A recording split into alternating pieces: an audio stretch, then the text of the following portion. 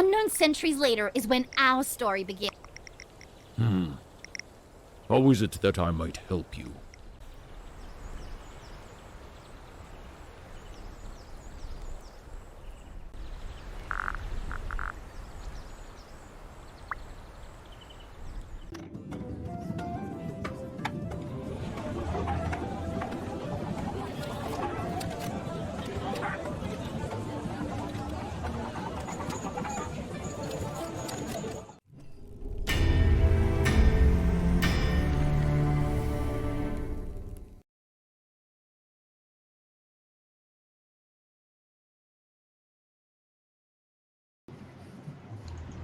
Hello, Yay. friends. All the lovely peoples. Yay. Hello, friends. All the lovely peoples. Hello, Yay. friends. There we go.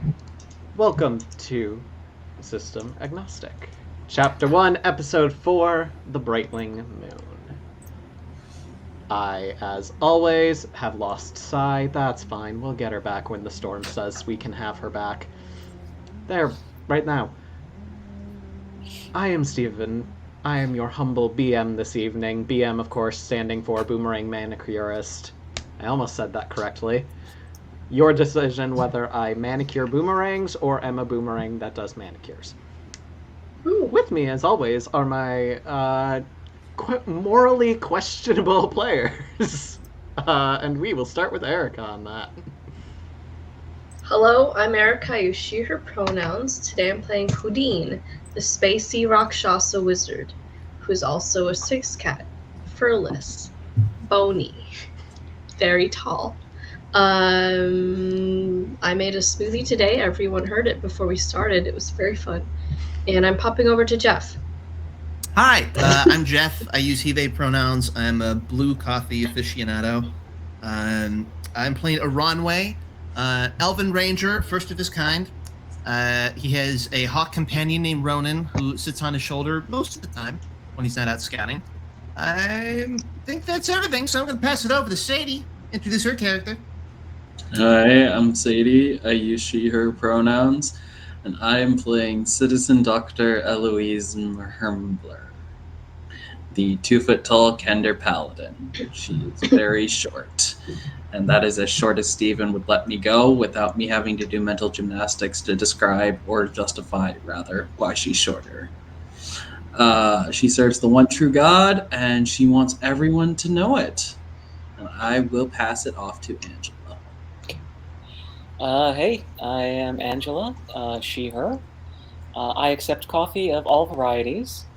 Currently playing Sai Kelvin, also she, her. Not short, not tall, kind of in between. She is half Jinn, half Triton. And she serves the other one true God. I don't think you understand one true. But moving on, as you can see... Okay, before we move on, I had to do something. Okay, the bucket's magic. Yes! Magic bucket! Anyway, Magic bucket! Indomitus is not with us this evening. Breck is elsewhere. So, that means I get to control him. Sorry, buddy. That's the Been way it replaced goes. by a bucket. Give us the bucket, Steve. Ah, the bucket. What reason I came here? That's a concern for a different day. More importantly for now, before we jump into our story, is there are channel point rewards that all of you may take full advantage of. The usual ones, and some interesting ones, such as Halalalala, which, I don't know, talk to Sadie. That's cheap. We have added Gerblins, because who doesn't love a good Gerblin? Cheat. That one's self-explanatory, except figure out how it works. 3 question marks, don't worry about it. Invoke chaos, because who doesn't love a little chaos in the game? And Ravens in the Library, where we return to Celeste for a moment. Eloise Hela has been redeemed.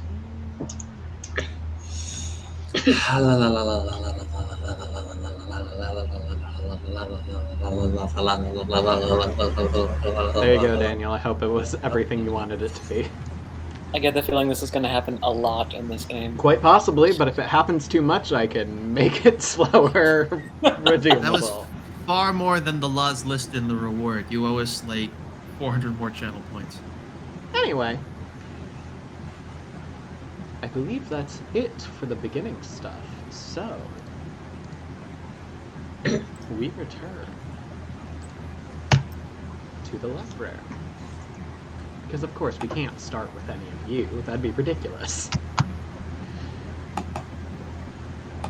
Celeste has been once again scouring the library, sometimes accompanied by the bird, sometimes unaccompanied by the bird.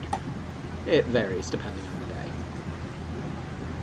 She's found a very different room than what she's used to, though. She's mainly been sticking among the stacks, what you'd expect in a library. But those familiar with this place know that it houses other rooms. Strange things. This time she stumbled upon this massive... She doesn't even know what to call it. An orrery, perhaps? Adjusting and turning the crank on it moves the position of the sky back to what it was on a certain date. Interested, she looks at important days in her life. Her birthday, the day she first entered the library, though it seems so long ago. Day she graduated. And then she goes further back. To her parents' wedding. To her grandparents' birthdays. And then she keeps going back. Back so far that it doesn't even give her dates any longer. As she hits prehistory. But she keeps going. Until, unlike before, there are two moons in the sky. One, this kind of glowing rock. The other, just glowing. You'd almost think it's a star, but there's something solid in it. Or at least it seems like there is. She slowly moves it forward to see when it disappears, and first she sees a piece of it fly off the main glow and head towards the earth below. As she follows its path, she gets to the point where it collides. And sitting there is a note. It hadn't been there before. And if she actually moves it back, time backwards and forwards, it vanishes until she goes back to the spot of impact. So, after everything in the volcano, you commune with Rion once more. What goes through your head? What do you say to him after that experience?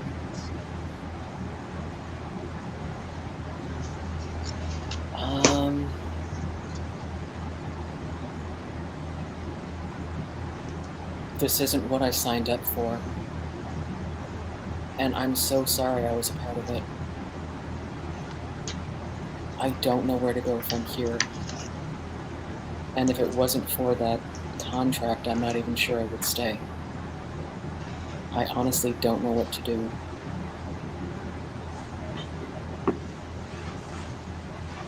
This is what Celeste finds written on the paper. And after she finishes reading it, she kind of looks back to where it was, trying to figure out how it could move in this fashion, appear, disappear. But sitting in its place from where she's taken it is another roll of film. The next chapter in your story. Not giving it any more thought, she lifts it up, heads back to the projector where... Listen, the stack of books is more like a fort at this point, just by sheer amount. It's almost a maze she has to go through to get back to the projector. But she sets up the film. And as it starts, we see you all resting just outside a now slightly less angry volcano. The magma stopped. The fire ducts have waddled away, having given their offering to the players.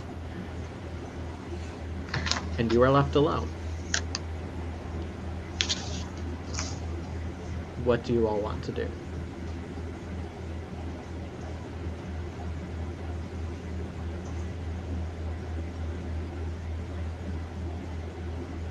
Pudine will lie on her back and start playing with the heart of the volcano like a ball of yarn. It is very warm to the touch. Not quite burning, Okay. as long as you don't hold it for too long. Yeah, it's like hot potato. Yeah. Fully Fully hot potato. Yeah. It's all good. Eloise, Aranway, Sai, what are you doing? This is gonna be weird. What are we going after next?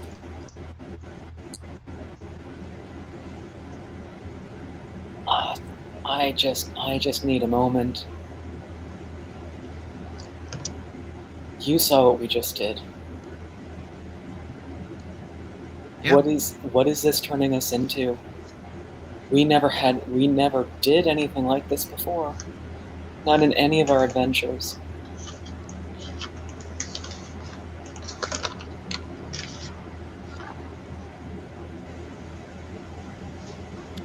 As I thought we were pretty well equipped to handle this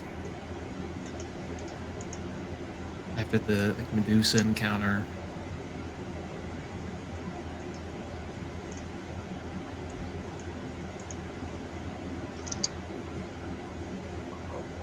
I'm hoping we've reached an understanding that this was a one-off mistake. Because otherwise I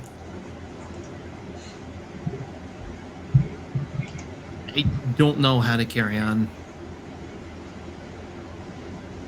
with this task.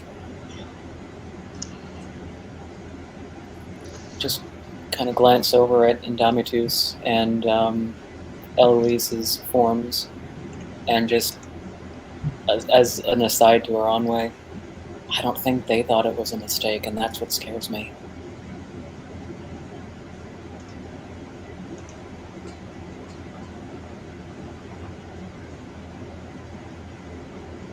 You think they'll do it again? Yes. At least fairly confident. Indomitus says he won't raise a hand in violence again, even in defense.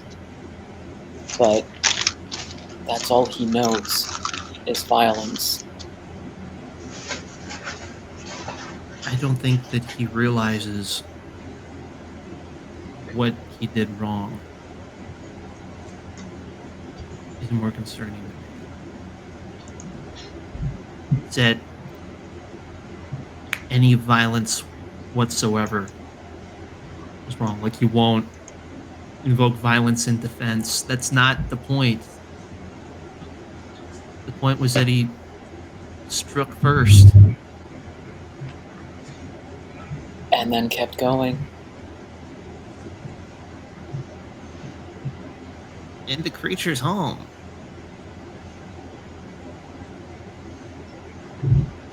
I don't know what the next tasks are going to be like. Like the thing with the moon. I don't know how they're going to strike the moon in half. And if they do, what does that mean for the rest of us?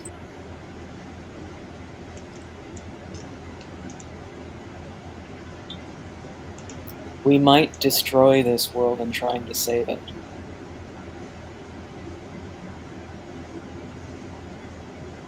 The question is, can we live with that?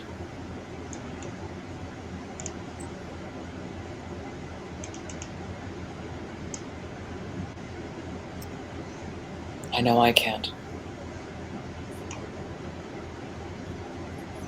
Are we positive that whatever's in this temple is going to save the world.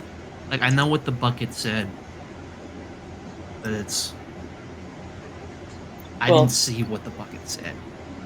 Technically, Pudine is the one that saw it. The bucket isn't magic,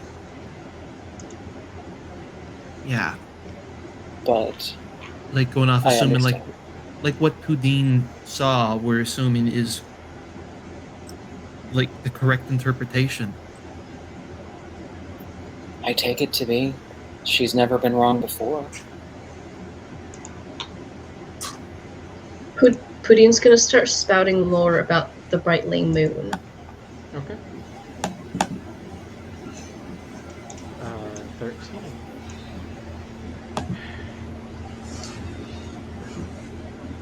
The Brightling moon is strange. Whereas one moon waxes and wanes, as much as you'd expect, much as it does in Earth, our world, the Brightling moon doesn't change. It's a question of if it even technically moves through the sky, even as Quelmar turns, or if it remains fixed, if it's seen everywhere at once, or never properly seen.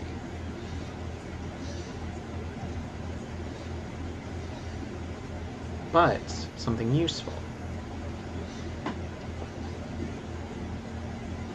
It hasn't been proven yet, but some believe the Brightling moon is responsible for any comets or meteorites that strike into Quelmar.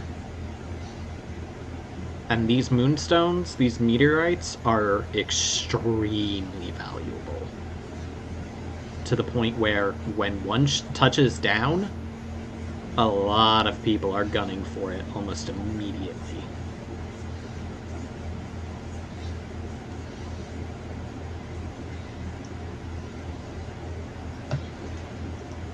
If a moon fragment has touched down recently, someone will know. And if it hasn't, somebody's still gotta have one.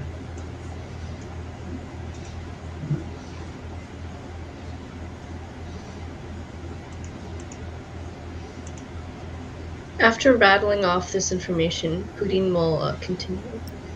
So maybe we can find some city nearby with rich people and, or maybe a museum and take a visit. Maybe borrow the stone.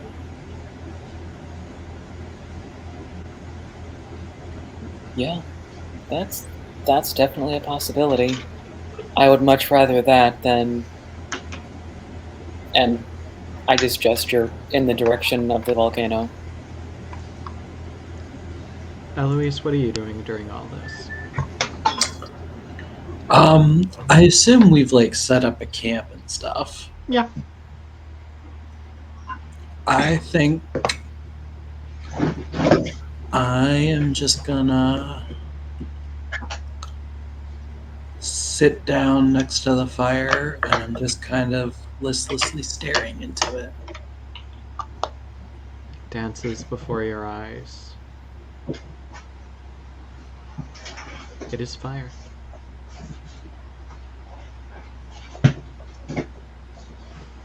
What are the rest of you doing?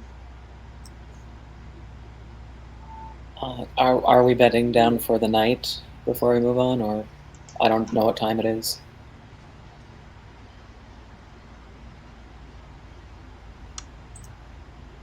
It's...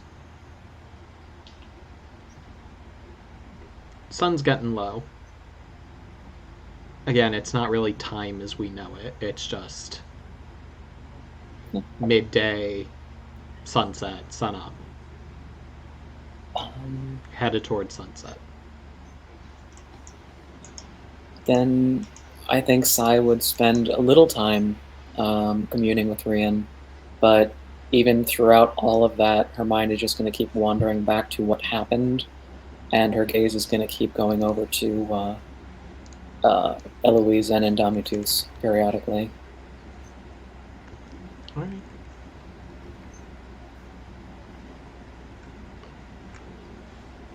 Aranwe, Pudine?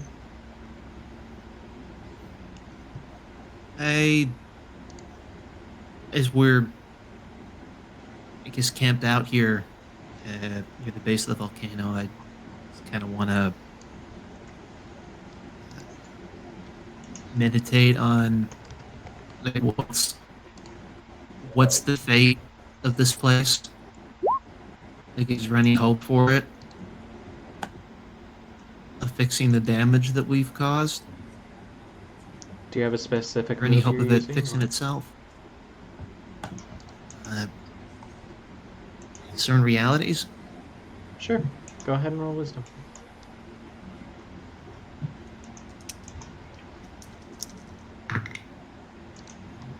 12.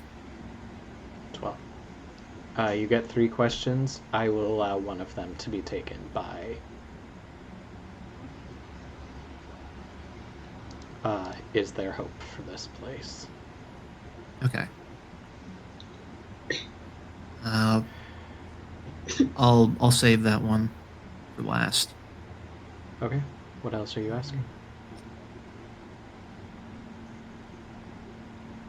What should I be on the lookout for?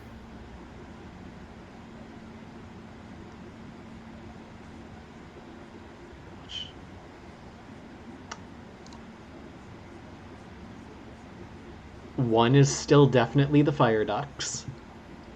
They seem to have made peace for now, but if you stay here long, you're not sure if that'll hold. They're afraid of you, sure. But in big enough numbers, anything gets brave. Fear is not what I wanted.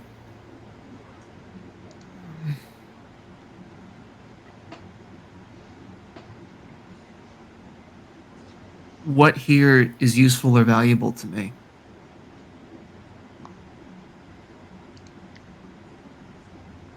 The heart. The thing you came for.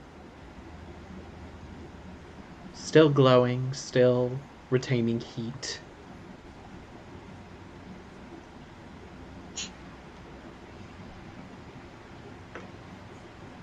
I think that's the main thing right now. That, and you're kind of in an outcropping, so you're protected from any magma that lingers. The ducks aren't going to have an easy time getting at you. But the heart's the most valuable thing here. No doubt.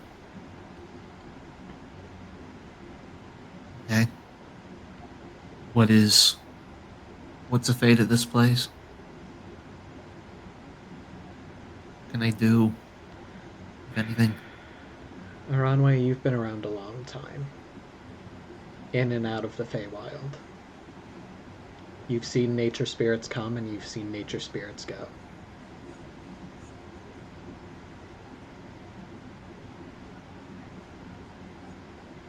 If nymphs, oreads, naiads create a heart, they remove some power from themselves in order to further protect their domains.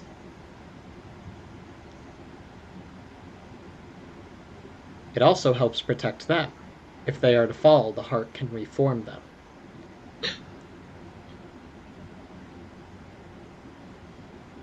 If the guardian is dead and the heart is... If the guardian dies, they can be reformed by the heart. If the heart is removed but the guardian still lives, the guardian can make a new heart to keep themselves and their location protected. If the guardian is dead and the heart is removed, then slowly but surely their domain will fall.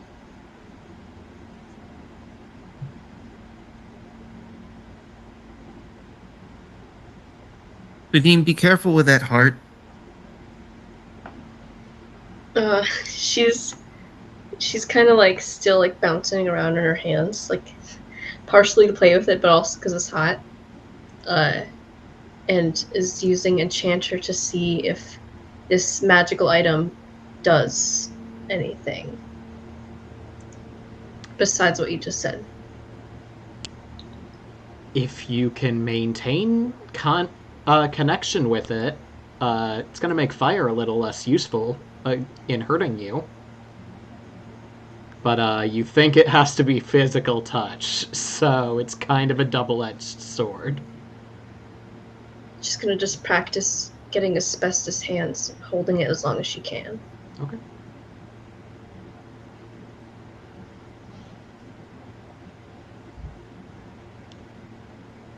Anything else anyone wishes to do before bedding down for the night?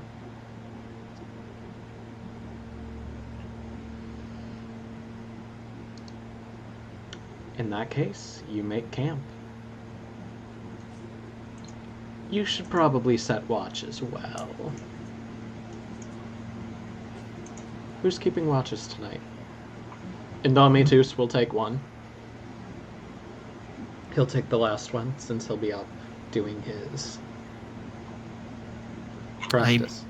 I can go first. Okay. I have a lot on my mind.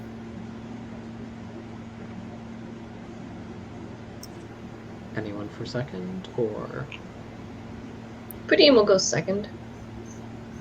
Sai and Eloise, would you like to join one or the other, or are you just going to sleep through the night?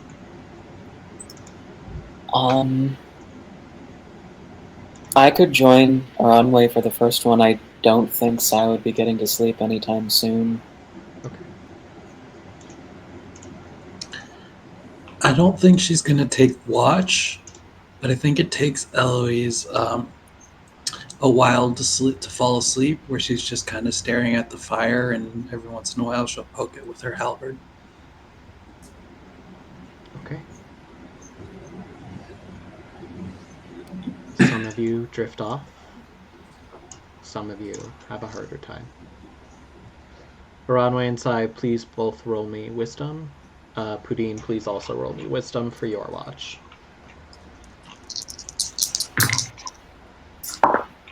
12. Okay. Plus 3. Plus 3 is 11. Okay. 6. Pudine, mark experience.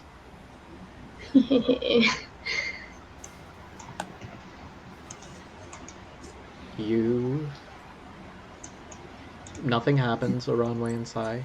You notice that some ducks get a little too bold, but you shoo them away. Not with fear, just... You know when you walk up to a duck and it's like, I don't want to be here anymore, and starts running? It's that.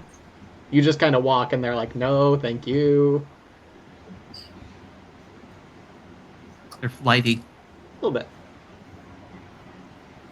Eventually, the two of you drift off, and Eloise, you manage to fall into perhaps not restful sleep,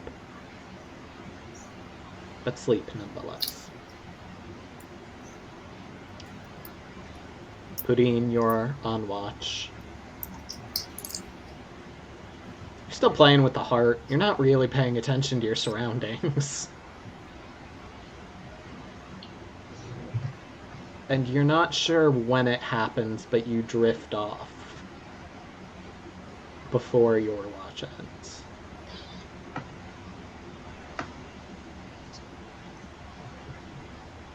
Morning comes. Everything seems fine. You are missing a horse and a bucket. No! Wait, we had a horse? I mean, he was a centaur. Half a horse.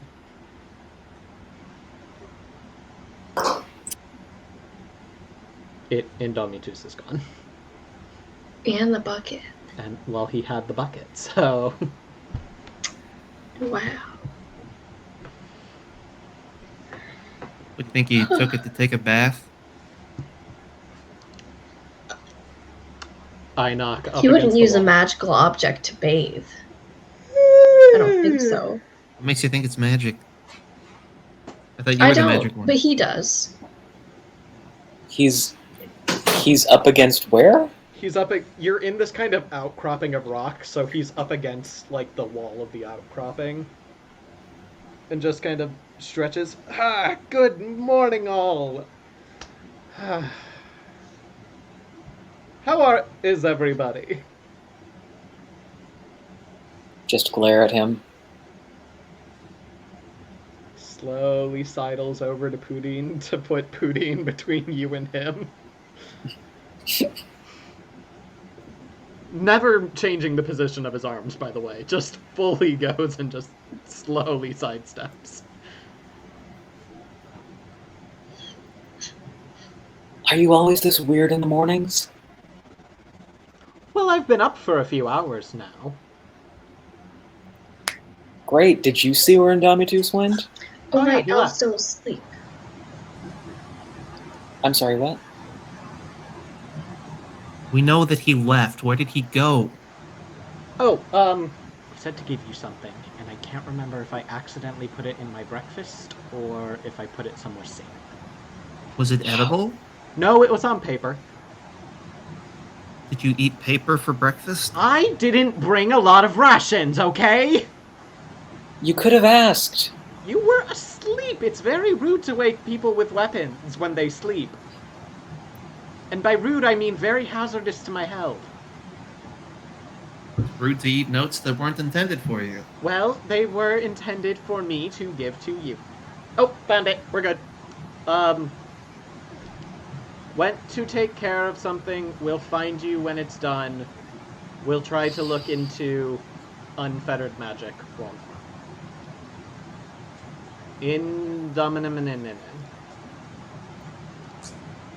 That's not a good sign. Is that really how he spelled it? No, he spelled his full name. It's smudged. Paraphrasing. I got some breakfast on there. Oh.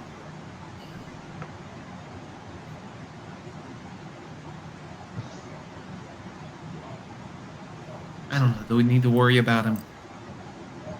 I assume he's fine. He's a big, strong thing with a weapon. I'm more worried about what he's going to do. Damage he could do around here is already done.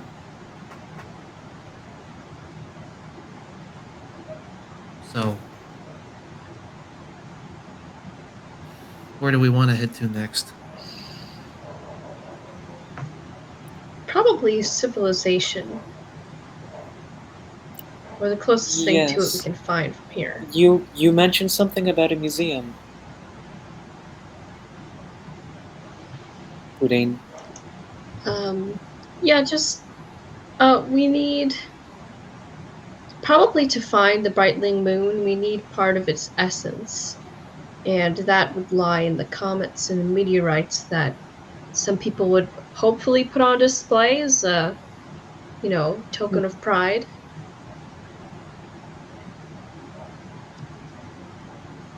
Well, where's the closest... What's that? I never even thought of meteorites. What do you mean? Well, the door just said the Brightling moon, so, I didn't think of, shards of it that hit Quelmar. So you had us sign a contract thinking we would literally go out and just bring the moon down from the sky. Yes.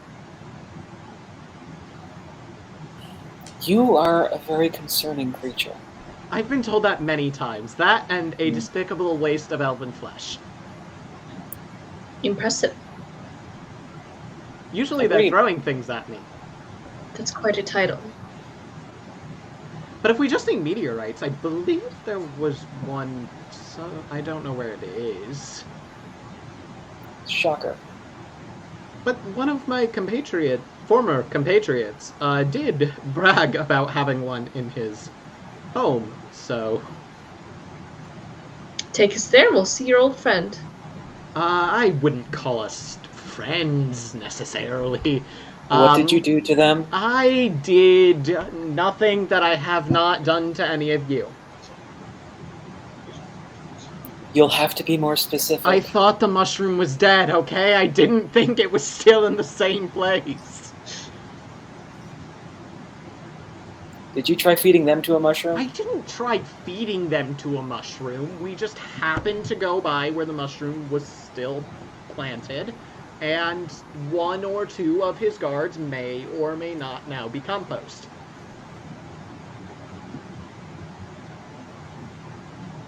Well, if he's discontent with you, he's a wise fellow.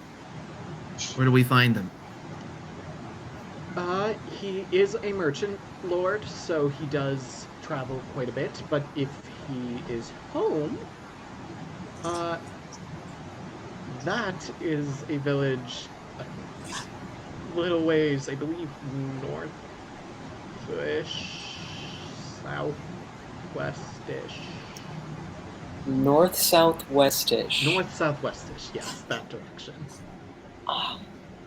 Ronwell, you're familiar with north-southwest, aren't you? I'm familiar with what they're supposed to be.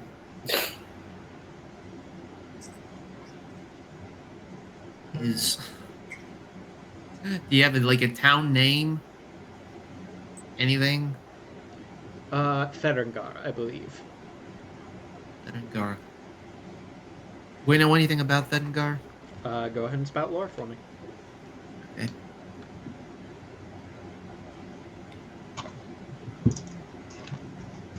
Yeah, this isn't about like a monster or anything. This is just intelligence roll. Okay. That's not good. Okay. 7. 7's not bad. I give you something interesting.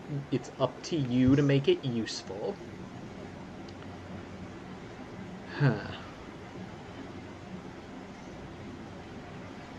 Theringar is a kind of...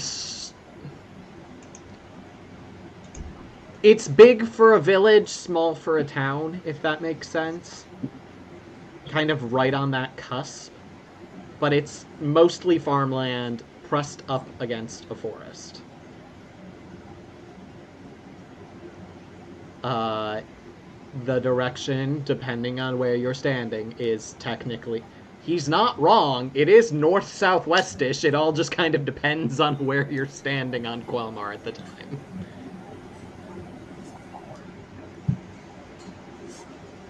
Okay, is there a forest nearby where we are now? You'll be able to find your way there. It might take you some time, but you'll be able to find your way to Theringar. Okay. It is one of the very few settlements that stays above ground, so... Alright, y'all, I think that if we follow the right trails through the woods, it's one of the few above-ground settlements.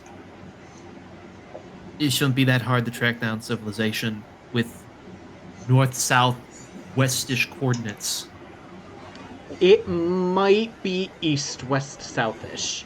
Okay. Don't complicate things. It's through the woods. That's the important part. Perfect! Inox starts walking. Alright. Why don't we just let him go in that direction and then we take off in the other direction? What do you think? Because it might just be by accident, but I think he's going generally the correct direction. I'm going to storm ahead of Inox. Yeah, you can very easily overtake him, partially because he starts running back. Never mind, I think I saw a bear. I'm going to let you guys go first. I'm going to try and find the lead, the thread, to follow the civilization. That's right. Go ahead. We are once again traveling through... you're undertaking a perilous journey. I need a trailblazer. This is probably going to be a Ronway in this instance. But I need a trailblazer, a quartermaster, and a scout. What does the quartermaster do again? Basically, you're in charge of rations, of making the food, basically. Pudding will do that this time. Sai, Eloise, who feels like being scout?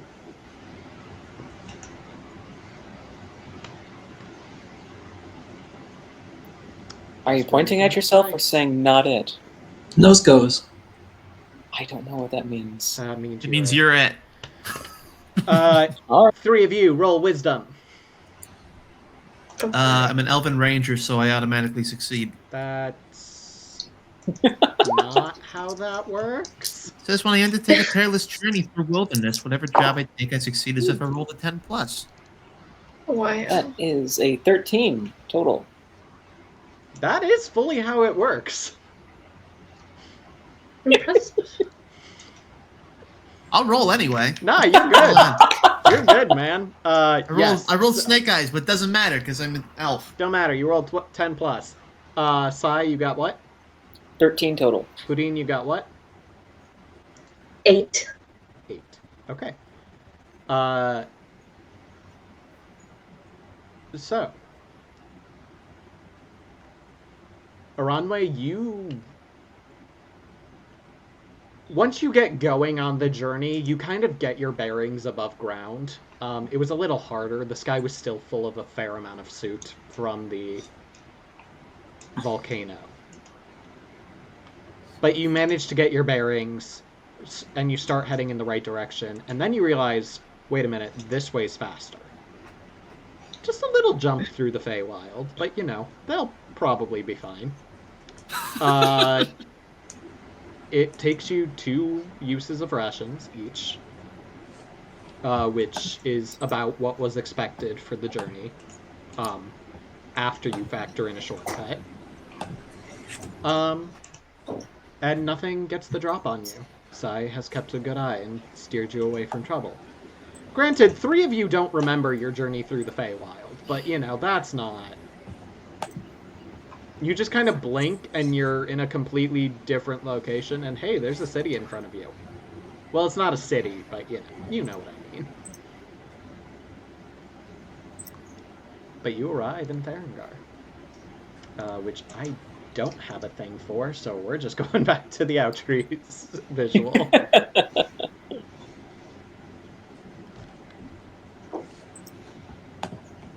As you approach, you see a very large wall surrounding the city. Anyone who's traveled above ground, this is standard practice. The natural world doesn't generally like people. So, if you've chosen to settle, you choose defense.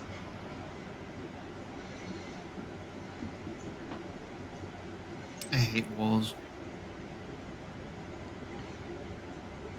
I know why they're here, but I really hate walls. Well, hopefully we won't be here long enough for you to feel trapped by them. No, I don't hate walls specifically. I hate gatekeepers. It's the people that make the walls very frustrating.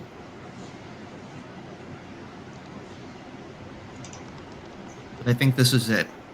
We want to find a way in, like the actual main gate. Yeah. Sure. To do. You kind of follow around the walls towards the opposite side from where the forest is. And you do find a large gate, kind of standing in front of it, leaning on a massive warhammer, this orcish fellow. Deep gray skin, eyes seemingly sunk into the sockets. You're not sure if he's asleep or just kind of statuesque. He might also just be a full statue from this distance. You're really not sure at the moment. But he's just standing there. What do you do? Is the gate already open? Is there any hope of sneaking past him? No. Gate is closed. Okay. Alright. One of you needs to talk to him. Funny face. I don't have a way with words. Alright. Pudding's gonna walk up to the guard, say, "Hello, we're travelers. We're here to purchase some general goods and maybe stay at the inn. Could you let us through?" Slowly starts moving as if to pick up his warhammer and kind of hit you with it. And then you just hear from behind him, No, you big goof, stop it! And you just watch as a little goblin just climbs up his back and basically sits on him, like, you know, chicken style, just sitting on his shoulders. Yeah. And stares down at you. Welcome to Therengar. What do you want? To get inside. Yeah, that tracks. Are you infected? With what? Literally anything. No. Just Are you here to thirst for cause harm, knowledge. mischief, mayhem, chaos, tomfoolery, or give manicures? No to all Literally of the none above. of the above. What's a Shame manicure? about the last one, but okay. Do you have a person of interest? I think I'm pretty interesting.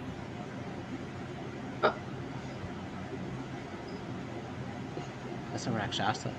That's a Rakshasa without hair. Yeah, no, that's kind of interesting. I'll give you that one. Alright.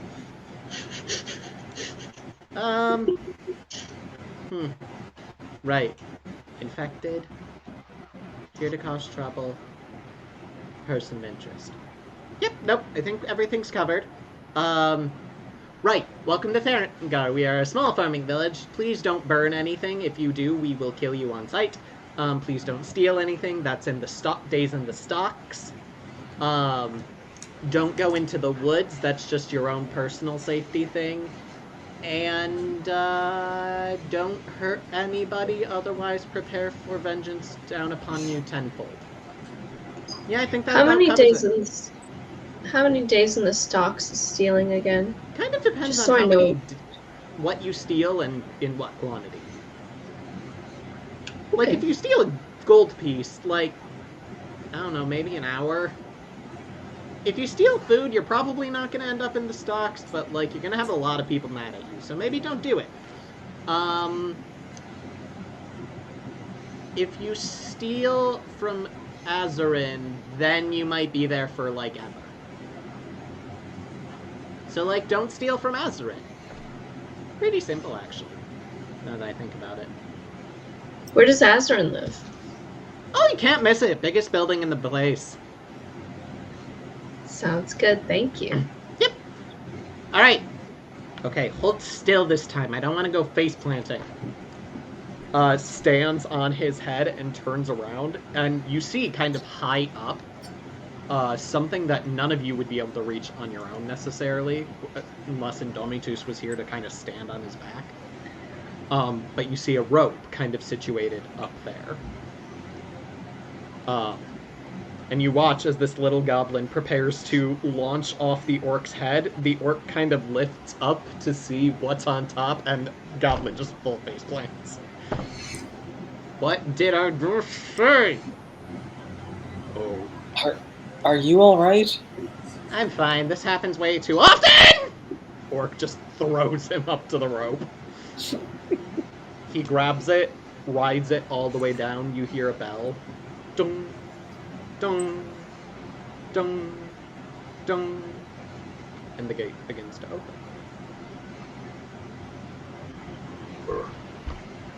Goes back to standing. As soon as the goblin hits the ground. Welcome to Therengar. Enjoy your stay. Don't go into the woods.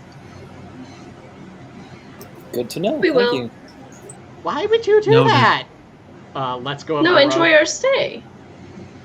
Let's go up the rope. You've entered at this point, and the doors shut behind you. This is the most hospitable town I've ever been to. You If you see say so. many elves, a fair amount of orcs and goblins as well. You see a single giant that just seems to be wandering. Very uncommon for the civilized towns, or at least ones not specifically built for giants. A few dragonkin, one Rakshasa here or there. What do you all want to do?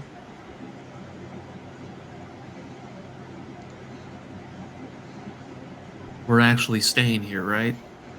If we actually want to find an inn. I think so. That'd be nice.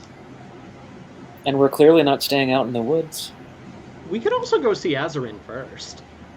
Or last. I don't care. I actually don't want to see Azurin and probably shouldn't see Azurin. Mainly Azarin shouldn't see me is probably the better phrase. He would kill you if he saw you. What should we know about wouldn't he? Azarin? What should you know about Azarin? Somebody just roll me 2d6 for Straight 2d6. straight 2d6. Okay. 9. 9. Alright. Well, I think he was born under the eclipse of the moons. Both of them. Well, that's how an eclipse works, yes. Sure, okay. One Right. eclipse the other. Oh. Yeah. So he was born during the eclipse of the moons, very rare event. He will not let anybody forget that fact. Made his fortune in trade. One of the few merchants who actually doesn't really hire that many guards. Pretty confident, kind of I think hires them more out of like the visual of having guards rather than an actual need to have guards. Or at least that's what he says. He doesn't really seem to put them much to work other than looking good. Yes, It makes sense. that's if he's here, he is still relaxing, I guess.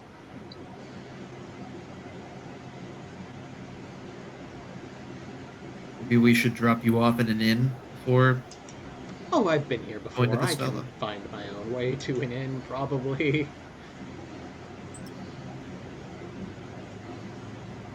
Where would you go? Okay, which one should we meet you at? You're probably going to want the Dryad's Kiss. They named it the Dryad's Kiss. Well, we are right next to the woods.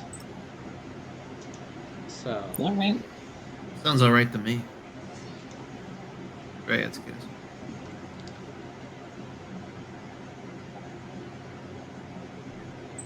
All right. You said you can make your way there. oh yes, I know it perfectly well.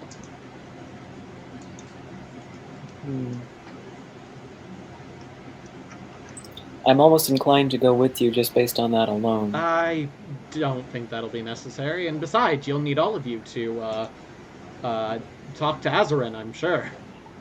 We're not in.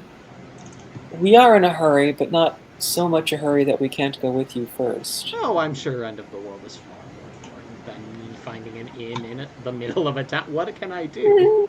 Is it though? Say, I'm quite ready to be rid of them. I'm not too keen on. He's just gonna stay that sideline. I'm not too keen on going with them either, but it seems he wants to get rid of us right now a lot more than we want to get rid of him, and that's the first time that's happened since we started this adventure. I wouldn't say I want to get rid of you. Also, hi, still right here. I just don't want to go see Azarin, and would like to be away from a place where Azarin can hurt me as quickly as possible.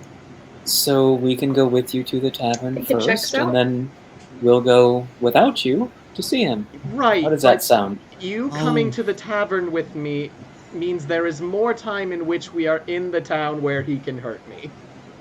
Let him go. I'm sure he's as sick of us as we are of him.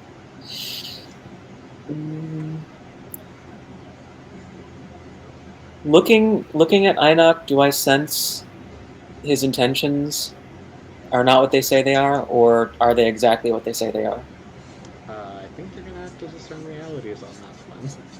All right, and what is that? Move, Wisdom. cat.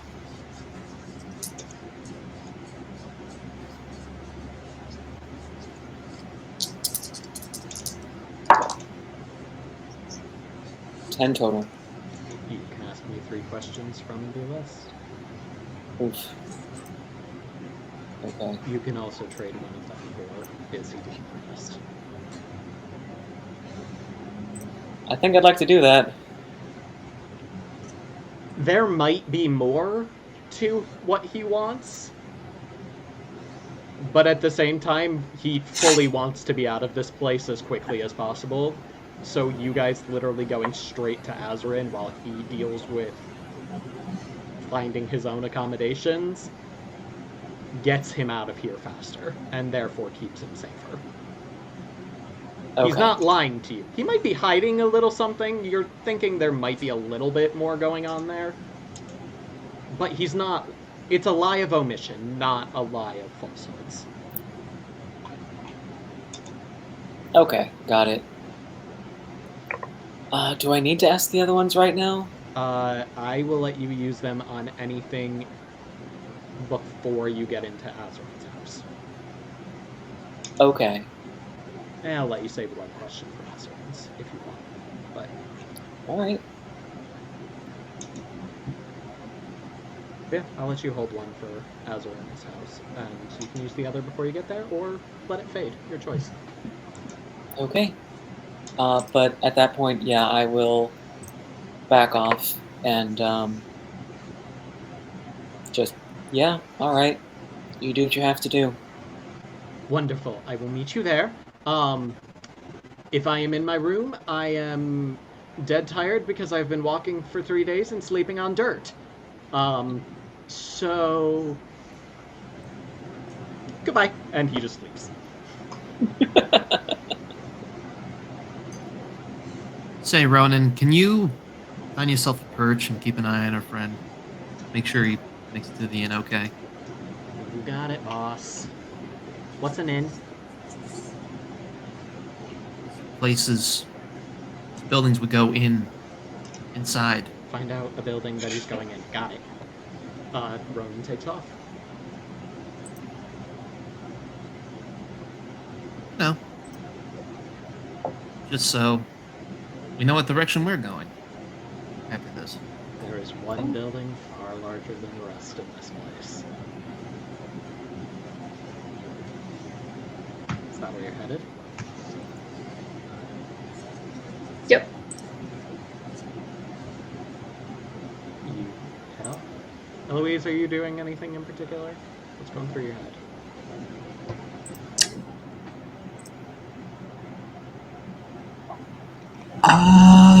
No, I'm not doing anything in particular. Okay. I mean, I guess... Oh, sorry. No, go ahead. I guess if we're heading there right away, I'm just going to use the second question to be, what should I be on the lookout for? Looking in the alleys, you see eyes on you as you pass. Some of them seem to have armor, some of them seem to be children. You're not sure if these are brigands looking for a quick coin from unsuspecting travelers, kids looking to play a joke or steal coin from unsuspecting travelers, or guards and their associates keeping tabs on the new arrivals. But you don't... The city, what at first glance seemed like just people wandering like a normal day, it's not as unwatched as you originally thought, if that makes sense. It does. It does. Gonna lean over to Pudine and just say, keep a close eye and a hand near that heart. We have done far too much now for us to lose it here. She's just gonna keep her hands in her pockets and nod.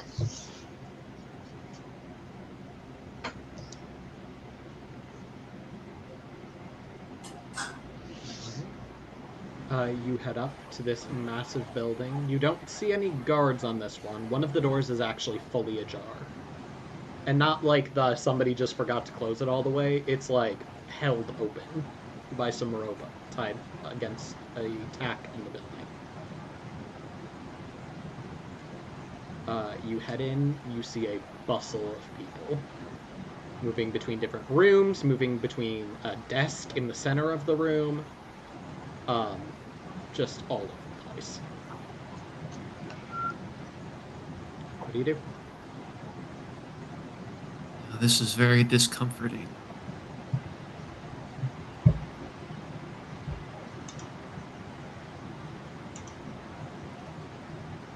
Anybody else want to do the I talking mean, here?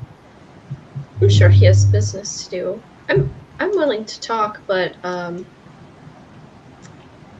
they might. Where do we start? I'm just going to walk up to a random person, like passing by. Mhm. Where do you know where Azarin is? Oh, you'll probably want to talk to. I think she likes the term receptionist. I don't know. She handles his affairs. Assistant. She handles the front desk. Honestly, she might be in charge, and Azarin might be a myth, but you'll want to talk to her, pointing at the desk in the center of the room. Okay. So I walk up to the receptionist. What's her name? Does she have like a placard? Anything? She does not.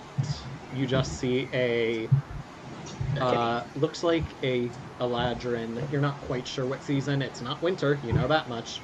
But somewhere between spring and summer, you think. Hair in full bright blue and gold. Golden eyes, but kind of the softer, fairer skin of spring Eladrin, rather than the bright gold of summer. And as you're approaching, Okay. you do hear her I talking. mean, Azarin's office, please hold. Azarin's office, please hold. No, no, the other room. Yep, the spare farming equipment is in the second door on the... Thank you.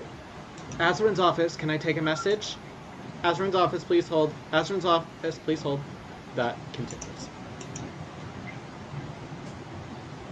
I'm hi. just gonna wait outside for Ronan. Okay. Elise, Sai, where are you posting up as Boudin pushes her way to the desk? Sort of hanging back behind Boudin. Not too far away, but just trying to keep an eye on how the conversation goes. Not too confident about stepping in, but just wants to see how Boudin handles it. Eloise? Ronway's still outside, right? I went inside, was overwhelmed by all the people going about, and went back outside. Okay, I'm just gonna sit on the ground outside next to Ronway. Okay. So, Boudin, you push in, you say hi to this Eladrin. Do I still have that magical burning stick in my bag? Yes. The one that, but like not on fire anymore. I sincerely hope you don't, because the bag then would have caught fire. No, because the heart absorbed the fire. That's correct. Yeah. You're right. I'm gonna walk up to the receptionist. Hello, I'm here to talk to Azarin regarding magical objects. Azarin's office, please hold. Azarin's office, I told you to hold 5 minutes ago. No, we're not accepting that. Get us a better deal on a trade ship, or you're fired. Wonderful, I'll make sure you find yourself in the nearest volcano at Azarin's earliest possible convenience. Thank you for calling. I'm sorry. Who are you? I'm Poudine. I'm a wizard. She's gonna like boop her own nose, and it's gonna turn blue. Wait, with prestidigitation. Roll to cast a spell. Oh shit! It explodes like one of those stink packets. I keep forgetting that. Yeah, that's okay. It's really funny regardless. 14! Yeah, no, full blue. You actually get like the tip of the nose and then kind of up the bridge to the between and then the a eyes. little gradient fading out, and I'm like... Mastery. Yes, and you are here because... Do you have an appointment? I have magical objects for trade. Right, and... Okay. Well, Azarin's books are full at the moment. I think I could pencil you in next eclipse, if that works. If we don't see him soon, there might not be another eclipse. Did you follow Poudine to the desk? Yeah. Okay. Right behind her. All right. This is kind of an urgent matter. We're not here to threaten per se, but maybe warn of impending doom. Yeah, that's the word. Roll to parlay. Yeah. Sai, if you wish, you can roll to aid. Never mind, you don't need to.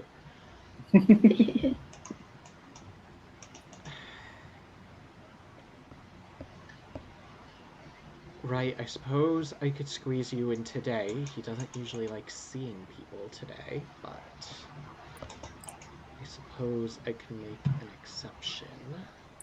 We'll make it very worth his time, I promise.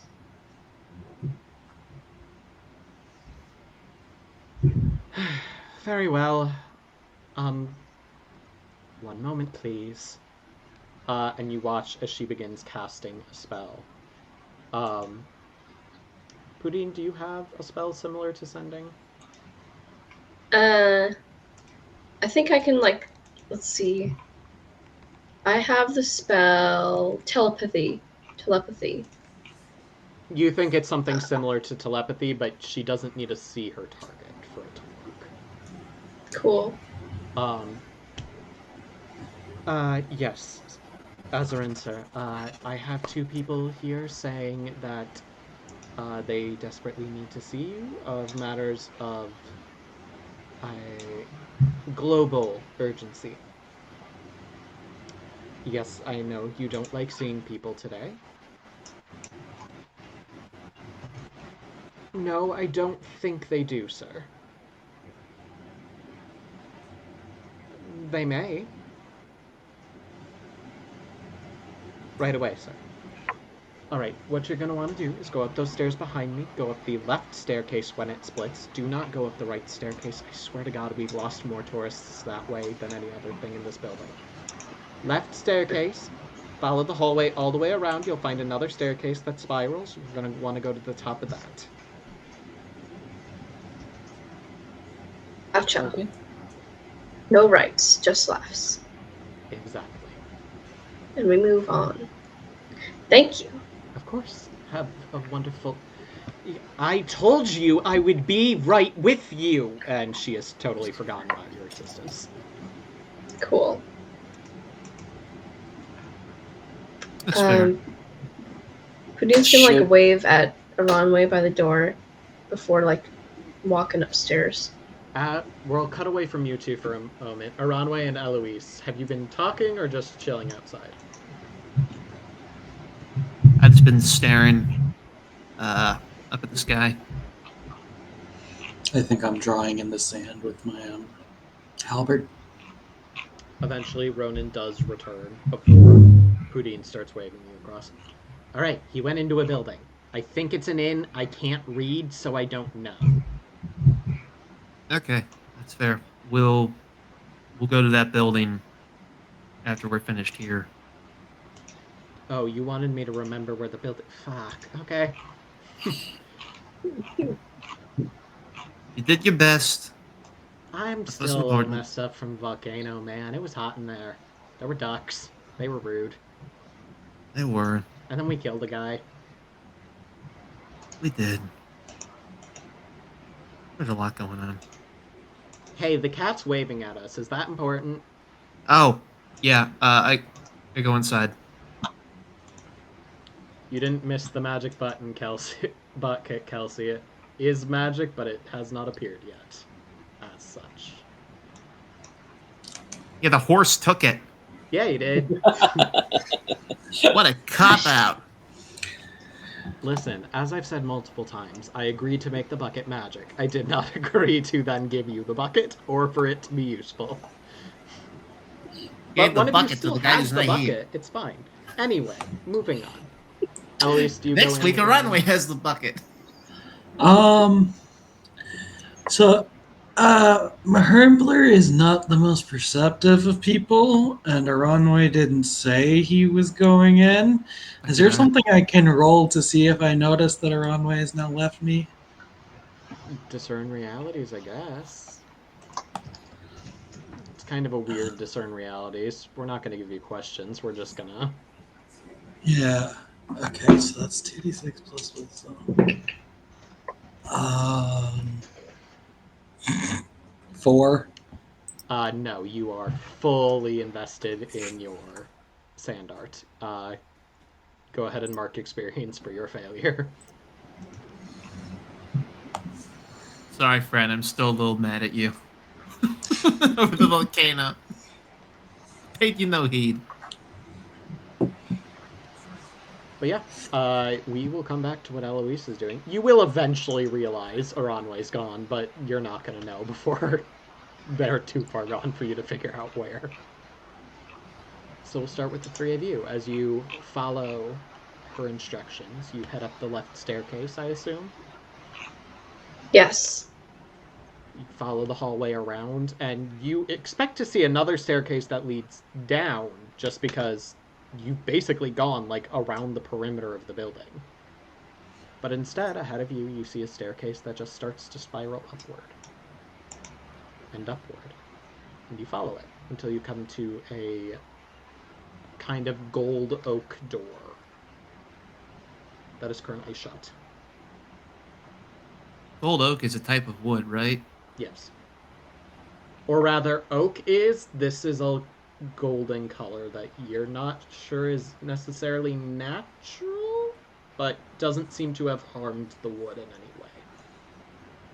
Okay. Be like a stain. I've never seen a gold oak tree.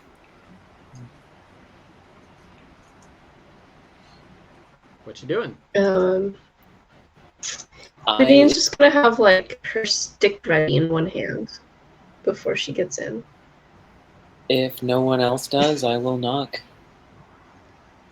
Enter! Okay. Push Door the open. door and see a much larger room than you initially expected. A sprawling circular study. Desk in the far side. Another staircase kind of behind bookshelves that line the entirety of the walls. Some fully filled with books, others with trinkets, knickknacks, other valuables, you think. Pillars with glass cases on them, each bearing different items. You see a dagger in one, a bright, flickering gem in another. And standing just behind the desk, leaned forward so he can put his head on a set of massive arms. You see a hyena head of a gnome.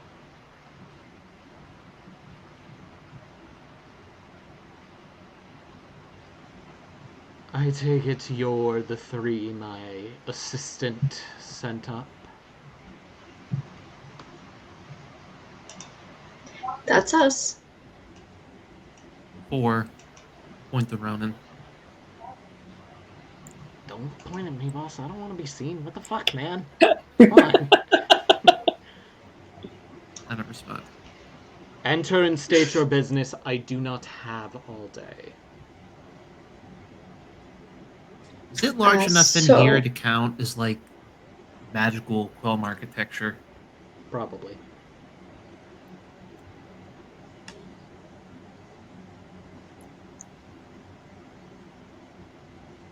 Come on now. What were you spit saying, it out. Gooding? Oh, sorry. Yeah, we're just here for a little bit of bargaining. I think that's like your business, right? So you have a magical object that I would like to commune with, and I have a gift in exchange. And what, pray tell, do you think I have for you to commune with, as you say? Meteor fragment. The door slams shut behind the three of you, and you hear ka-chunk, ka-chunk, ka-chunk, as 3 heavy bolts are put in place. Before you fully realize what's happening, he is in front of you, Pudine, with the blade of a glaive directly against your throat. And what, pray tell, do you know of my meteorite? I know you have one, and I know you were born from the eclipse of moons, and so it probably means a lot to you, which is probably why you're doing this right now. I didn't consider that before what I'd said.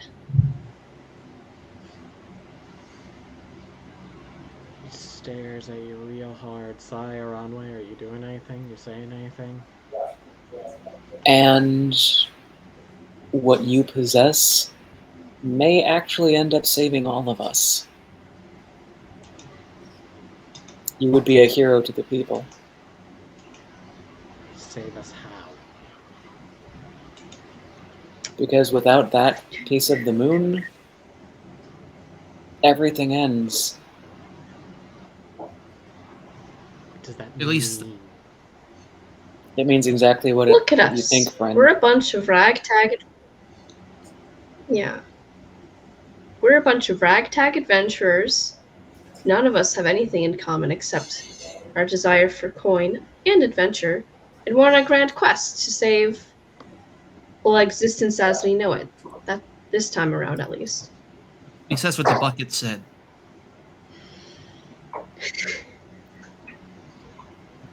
Runway tries to help. Visions from Bucket.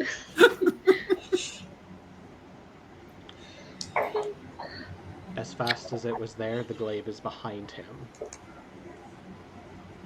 Lets go of it, and it just kind of starts floating in the air of its own accord. Still kind of ready to swing at any one of you, but not in his hands as it does.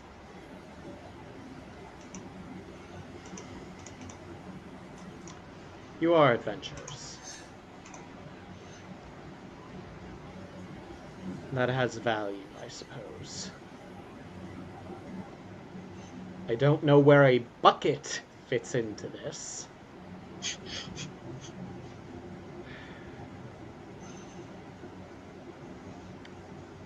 But perhaps we can help each other. See, I am no longer in possession of the moonstone that you seek. Dang. Something broke into my home and stole it. A feat, mind you, that should not be possible.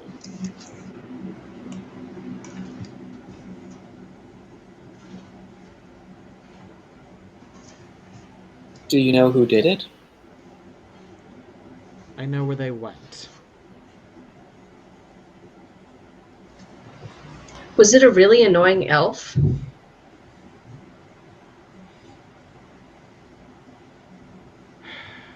I'm going to be honest. Beyond Thalia, my assistant, a lot of elves get on my nerves. No offense. You all just prefer the outside, and I prefer my material goods, and we don't generally see eye to eye on the matter. Yeah, I was here the whole time. It wasn't me. So you're going to have to be more specific about an annoying elf. Well, if we had a name, it would just make it easier to find him, you know, or her, or them. I do not know who did it. I just know the direction they went. Okay. They went out the gate that leads to the woods. How recent was that? About a day. Oh, wow. And I can't find them in the woods. I'm surprised we didn't pass them. We just came from there.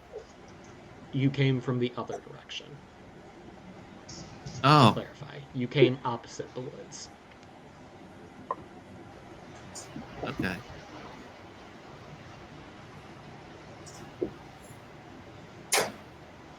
So, you retrieve my moonstone, and I will allow you to use it for whatever world-saving thing you need it for. Well, right now it sounds like, what's the phrase? Possession is 9/10 of the law. So if we find it, we don't have any actual motivation to return it to you. Because we could do what we want anyway when we have it. Oh, I think I could come up with some proper motivation. I think we're the best band of people here around you can find to get help for you. You don't really want to threaten us, do you?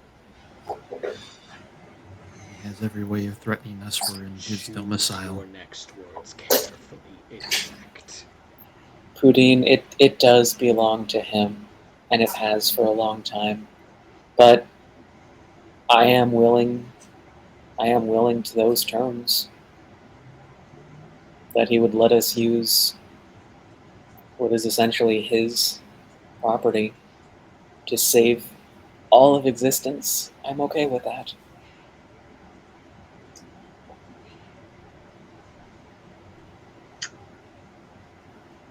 I just don't like how he's talking to me. Well, I've never been good at reading tones, so I respect your terms. I will respect the terms too. Then I trust the two of you to keep your pet to the terms.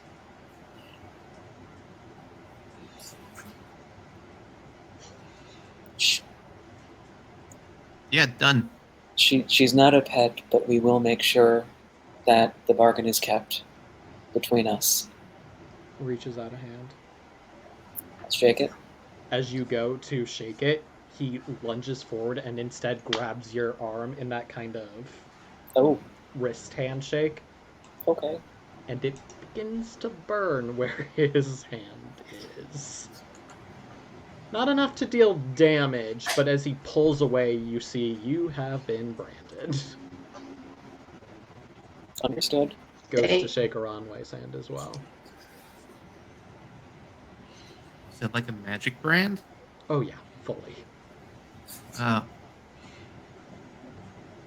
Okay. I'm more used to handshakes than contracts, so I'll shake his hand. Again, reaches forward, grabs your wrist instead, and you feel the brand. I suppose 2 of you will suffice.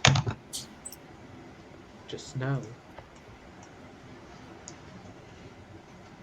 I will know where you are. Try to fuck with me, and I will make you regret it.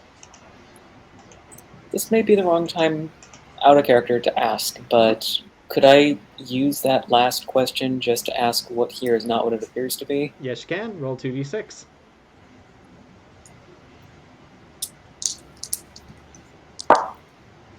That is a 7. 7.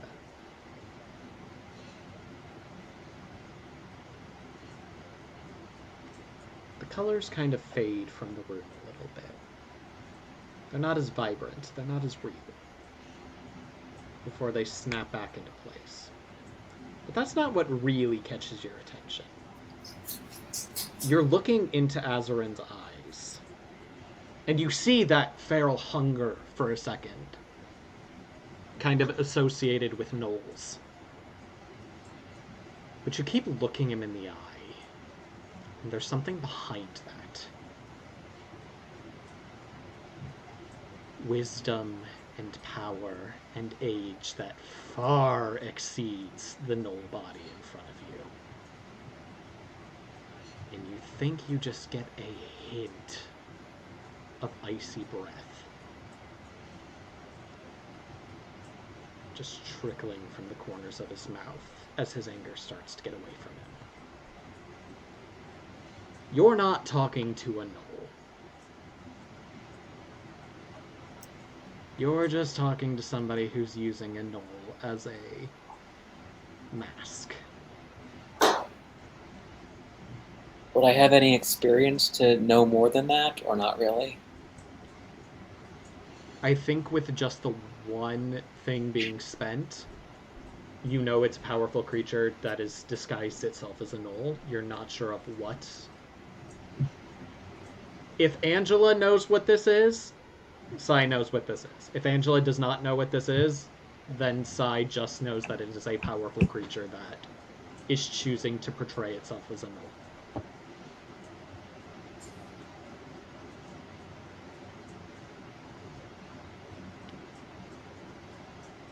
Get me my moon. Use it for your purposes. And you have a week to bring it back to me. Now,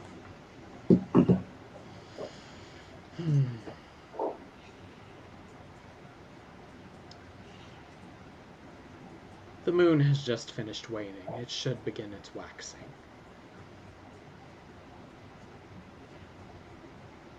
Return it to me when the moon is new again. Or before, preferably before. Or I will find you, and our next encounter will not be as pleasant. Well, if we fail in this, none of that will matter anyway. So, I understand. Ka-choo, ka-choo, ka-choo.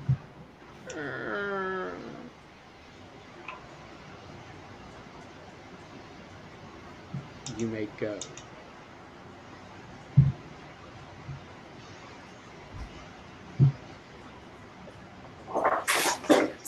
Okay, I'm gonna go. I will Thank follow. As you're leaving Aranway, Ronan's like, why the fuck did you have to point me out to that guy? That was fucking scary, man. What the fuck? Hey, it's not like he branded your talent or anything. He had... Did you... No! Ah. What does the brand look like on my arm? It is... hard to make out. Like, you feel it's there. If you didn't feel it, you aren't certain you would know it's there. But it's kind of this spiral that starts outwards and seems to go all the way, like... Knowledge of atoms and molecules comes from a scientific world that prehistory Quelmar has not quite hit. It What's the cuts year? through to the essence of what you are. You think you could be a ghost walking around this world. He would know where you were. Makes sense. It's not like remotely recognizable at all, though. It is not... Go ahead and roll to spout lore. Okay. It's a prehistoric apple tag. Apple tag. Oh, people get some really shitty tattoos, but 6. You are not versed enough in the ways of magic to truly know what this brand is. You just know Alright. it's strong. I mean, I technically get to make a hard move. You know for certain, it does not matter what you do, no magic in the world, or at least short of divine intervention, will hide you from this null sight.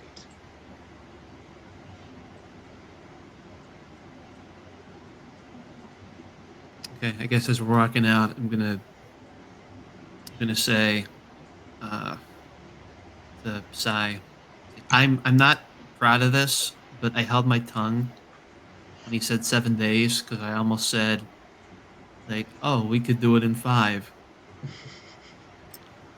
I'm really glad you didn't. We're just gonna have the SpongeBob movie negotiations of each party lowering.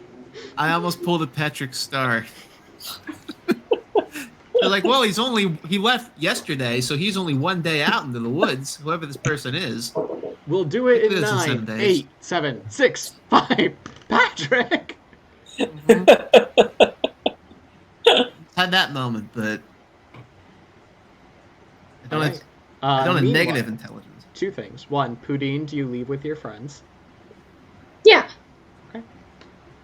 Eloise, you finish your very lovely sand drawing. What are you drawing? A unicorn. You finish your drawing of a unicorn. Look up to show Aranway, and he's not there.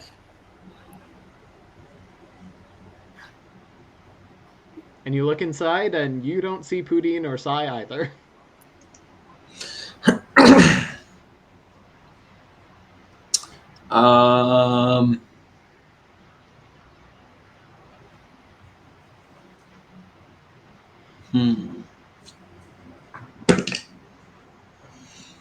What's my intelligence? Well, clearly they're dead, so I need to go find new people to save the world. So I'll wander off Clearly. into town. Okay. You are wandering through town. You know what? That's as good enough as any place to take 5. Go ahead, do what you gotta do. Come back at whatever hour, we'll say 44, it is your time. And this game will continue. See y'all soon.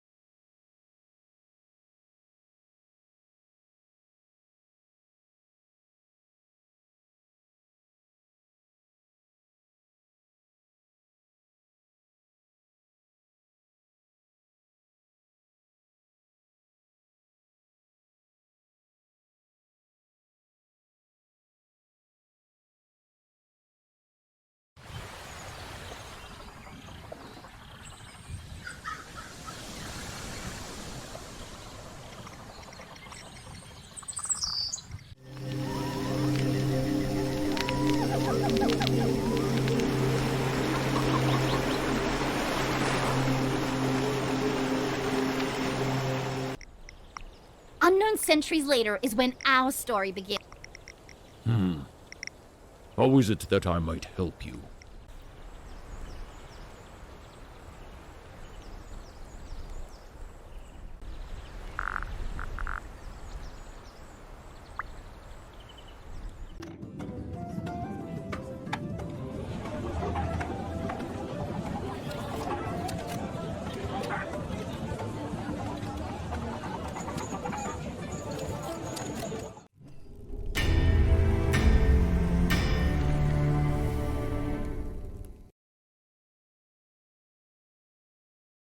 It is. Condition my hair real quick. Yeah, and we're back. I It's love a to leave-in kiss you, treatment. but I just washed my hair. Just in time. All right then. So, welcome back once again. Just a reminder, we have several redeemable things. One of which, of course, Ravens in Library and Invoking Chaos, because that's fun. Both of which have just been done. Invoking Chaos, Uh-oh. you're gonna have to wait some time before you can use that again. But there are other buttons, including secret tunnels, question marks. Don't worry about it. It's probably fine. And that! Gerblins! We're gonna get to those too in a moment. Oh, First. we get everything. Yep. Oh no. But That's first. what that thing at the front door was, right? No, that's a goblin. First things first. The library. So the film kind of ran out. Celeste has fully fallen asleep. Just so much going on, and has she slept since getting here? It's a little hard to say. But as she kind of snaps awake at the caw of a bird, there are 2 ravens currently just sitting on the desk, staring at the screen. Shit, okay, okay. Takes her a few moments, but she manages to rewind the tape to about where she was. Eloise returning from a loop around the city, not having found any new people, but your friends apparently are still alive. Clicks play, and we dive back in for all of you. I wonder if Ronan's like a movie star in Bird World. So the Ravens tune in. The 3 of you step out of the big house to see Eloise apparently having walked somewhere.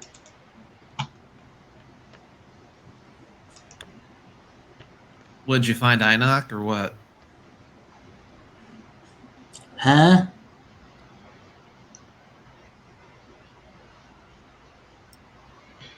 Are you alright?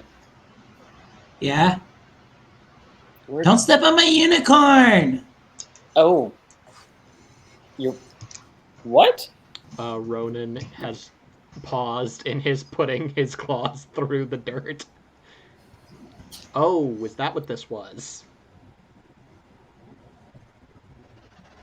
Continues to scratch through the dirt more intentionally. And then flies back to her on the shoulder.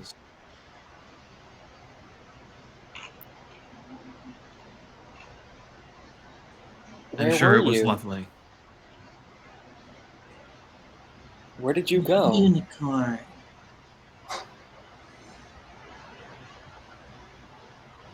I'm just gonna walk over and stare at the ground and the remains of my perfect artwork that probably looked like a child's drawing. Oh, definitely.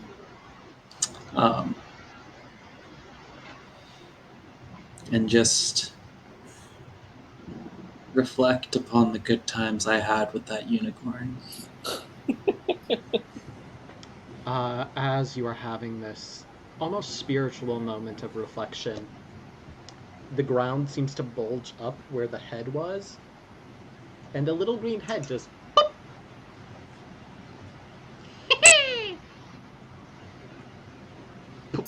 There's a little body attached to that thing. And then another head. Boop.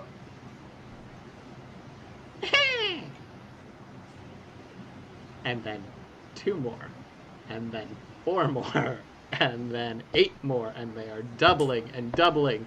And all charging at Eloise. A unicorn! Eloise has slept off her feet in a moment of sadness. And what's sad is that since Ronan was the one who messed up her drawing, he's probably like trying to avoid eye contact and speed walk away. I did not do anything. Eloise, you are currently being carried by these things.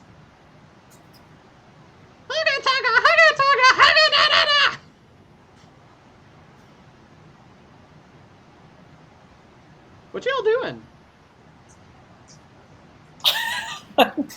With that shrill shriek, grabbed my attention.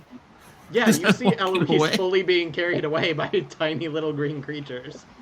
Oh, I feel like I take the How first 10 many? seconds just being stunned. Hard to count. They're in a little Um, tiny horde that is all just together. How tall are they? Shorter than Eloise standing. So if any of us were to just reach over and actually like try to just pick her up out of this pile, they could? I mean, she's heavy, but you could try.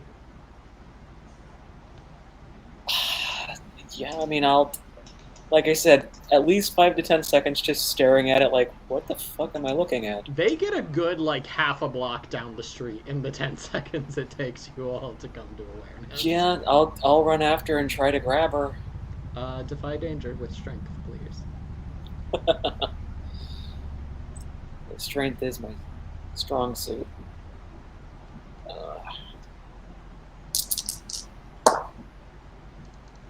10. Yeah, no, you grab Eloise and just yank her off. They all stop. They all turn.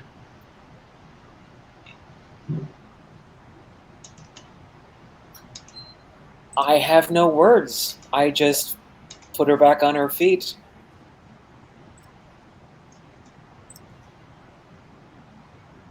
I mean, Anybody else doing? I'm gonna rush over with my spear and just like wave it at them. Like, hey, shoot, get lost, break it up. Shoot, get lost! Shoot, get lost! Lost, shoot, go, shoot! and they mimic us. Lost, Great. shoot! Mimic! Shoo! Lost, get! Shoo! Mimic, this, shoo! Yeah, go get the lost shoe. They swarm towards the 3 of you. Get! If they come close enough, I'm swiping at them. Hack and slash. Okay. Boudin, What the hell what is you doing? going on? Who's like just like whatever's closest, I guess she's gonna cast a spell. She's gonna tell him it's nap time. Go ahead and roll to cast a spell. I got an 8, so That is drawing unwelcome attention, putting yourself on the spot, getting a -1 to cast spells until you prepare again, or you forget what spell you're casting. I'll take -1 forward, go forward. And I cast sleep at the 3 nearest goblins. 3 of them in the front just and immediately get trampled by their friends. Oh, there's more. There's just so many more. It is a literal be- horde of goblins. Okay. Is there a public area, preferably with a door of? No, like an interior. Like, is there a tavern or a shop or something nearby that we can essentially grab cover? You're kind of among what looks like residences at the moment. You could try to find one.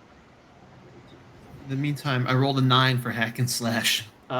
You get to do your damage, but they get to do theirs. Okay. What kind of damage does spear do? It's just your damage. It is your Oh, ranger okay. damage die. Oh, there it is. D8. Grab that. So 1d8. Ooh, I rolled an 8. Nice. Wonderful. 8 points of damage. 8 Gerblins just... You slice through them. They're like paper. Like, it's a little concerning how easily these things are just swished away. However, there's still a fair amount of them. More so when you realize... hey, Aranway, can you roll a d10 real quick? Oh, no. They're Yeah. secretly Hydra Actually, as let's well. make it a d6. Let's make it loud. These are tiny A little d6? ones. Okay. D6. Come on, stay in the tray. 1. Do you have armor?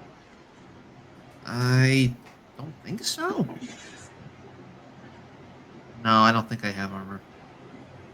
You take 1 point of damage as one of them apparently has climbed up a building with another bucket. It's not your bucket, because this one's made of wood and yours is Oh, made of I metal. do. I have leather is a kind of armor, right? That is It's one a point armor. of armor. So you all watch as, like, the bucket comes down, and Aranway, you do get, like, fully soaked. This was a full bucket of water. And it does land on your head, kind of blinding you for a second, but it doesn't actually hurt. Okay. It's more of an inconvenience. It's very annoying. Sai, are you looking for cover? Yeah, I mean, Defy danger with wisdom. all right. Eloise, what are you doing?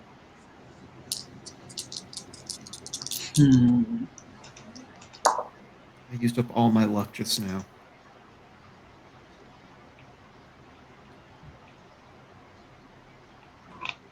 What'd you get, Sai? I got a 13 total. Yeah, you know where you're going. You see kind of a ways down. Like, you have to get past the horde. But you see a sign for the Dryad's Kiss.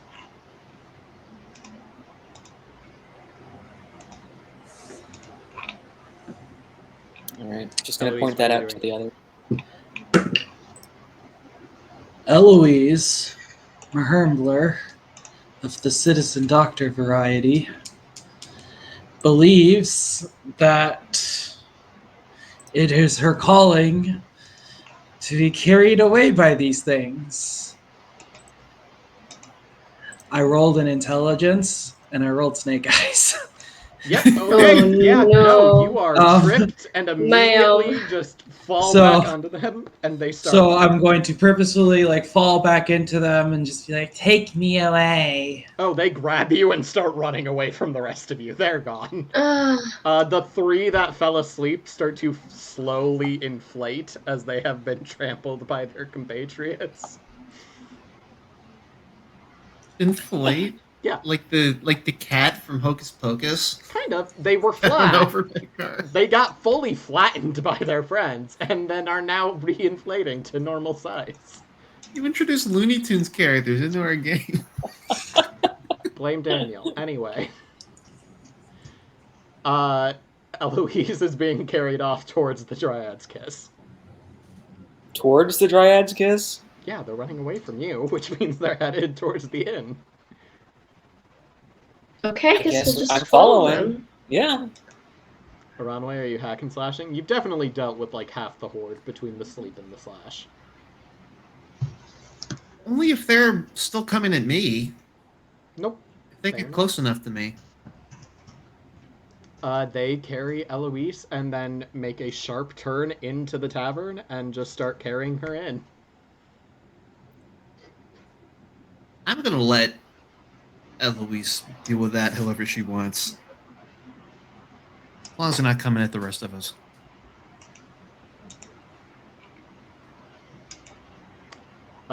You all watch. You kind of enter just in time to see Eloise being carried through another door. Excuse, you're not supposed to... What the... Who? Why? Pudding's gonna follow him. No, Yeah. no, what? What is happening? Pudding's gonna ignore that person. They have our friend. We have to go. I'm sorry.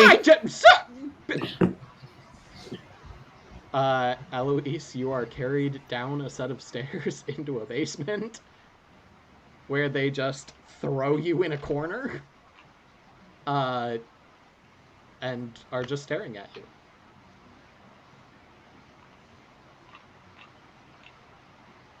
I'm just gonna kind of sit up. And They rush forward, they pick you up again, and then set you down, except this time you're facing the corner. I'm facing the corner? You're facing the corner. Okay. Pudine, Aranwe. Aranwe, are you following your friends into the back in the basement? No? Are you just going into the Dry Hat's Kiss? Or are you staying outside? Ronway, you're muted. You are muted, Jeff. You're muted. Jeff. You're still muted. Jeff. Still muted. Jeff, no one can hear you. Oh, sorry. I forgot I was muted. Yes, if I saw Eloise like literally crowd surfing the goblins, like, yes, this is my fate. Like, I can't deal with this. This will resolve itself. I'm going to the inn. Yeah, that's fair. That's very fair. You all head into the Dryad's Kiss. Pudine, Sai, as you come down, Eloise is facing a corner with a sea of gerblins behind her. And they're all just staring. I kind of whispered to the other two, do you think they think she's their god or something? I think I have a resolution to this. I'm scared to ask what, but go ahead. Pudine will stare knowingly at Eloise. Well, Eloise can't see you because she's facing the corner of the room. However, Eloise has been redeemed.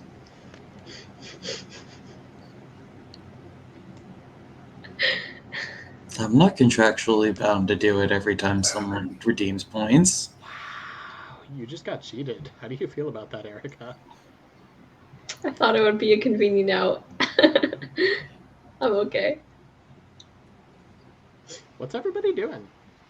Everyone but Aranwe, who's just entering the tavern.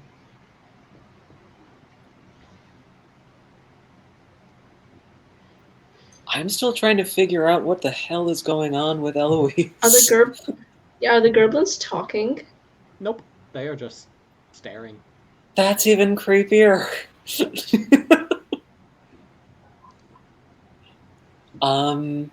You said they're pretty small. They're shorter than Mahumbler? They're like half your shin.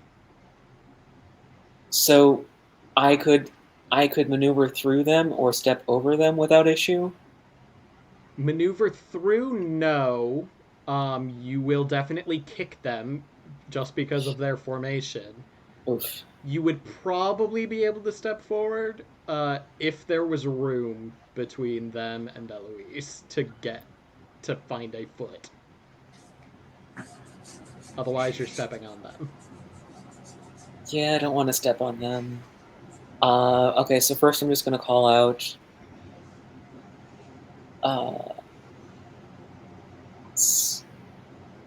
Citizen Mahumbler. Can you hear me? Do I hear this? Yeah, it's not. You're not magically bound to this place. They're right behind you. Citizen Doctor.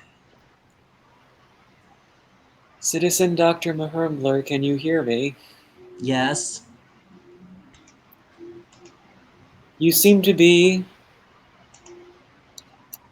backed into a corner. Well, no, because I'm facing it. Faced into a corner? Sai just relies on every ounce of patience she's managed to cobble together in her entire life. Would you like some help? No. Then may I ask, what the fuck are you doing? What does it look like? I'm looking at a corner. And you just This is in your plans? The world, the entire universe is ending, and you just are fine with staring into a corner? You're The not universe being... is ending? Where have... Nope, I won't dignify that with a response. Do you really think you're being a good representative of your god right now?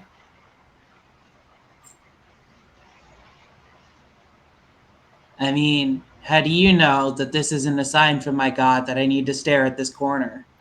Because for the first time in forever, you're not screaming ha-la-la-la-la-la in my face. And Well, how that... could I scream it in your face if I'm staring at a corner? Oh no. Oh no. Is Oh that the no. Gerblins? That's all the Gerblins at once. This No. proves that they are a sign from my god. Praise be unto the true God. That's more what I expected. Fine. Hey, Eloise, do you have armor? Yes. Cool. Um. Roll a d6. Your divine armor is not going to help. My divine armor is not going to help. 2. A rock hits you in the back of the head.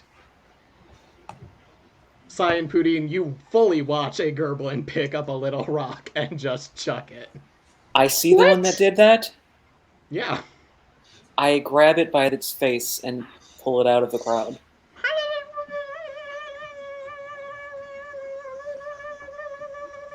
Stop.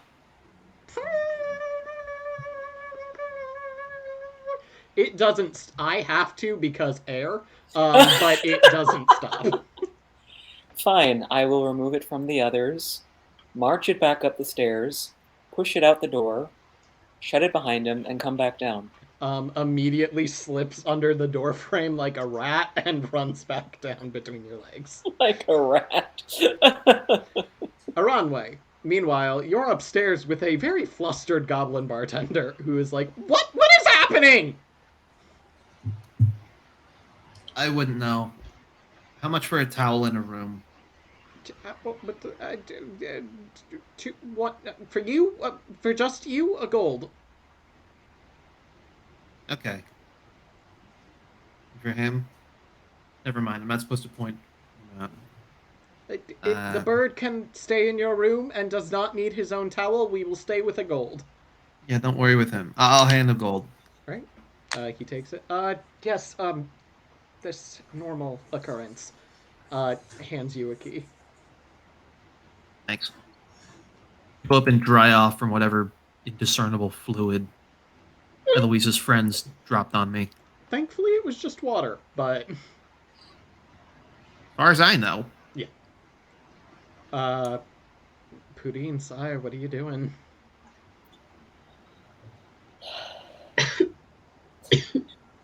If Pudin doesn't have any other ideas, I'm just eventually going to wade through that crowd and try to offer Citizen Dr. Merhumbler my hand.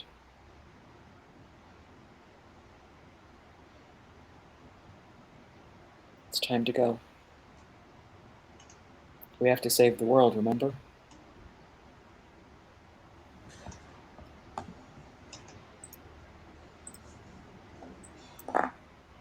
Nothing to discern, Pudin. Nothing that you can make out. You are not sure what the fuck these things are. You don't know where the hell they came from. You don't know why they're carrying Eloise to a What they random want. basement. Creatures, what are you doing here? Are they gonna like address me at all? They don't turn.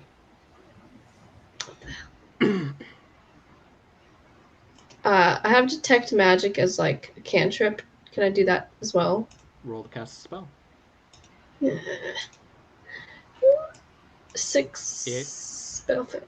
doesn't go through. You're trying to cast detect magic? Yep. It's not that you've forgotten the words.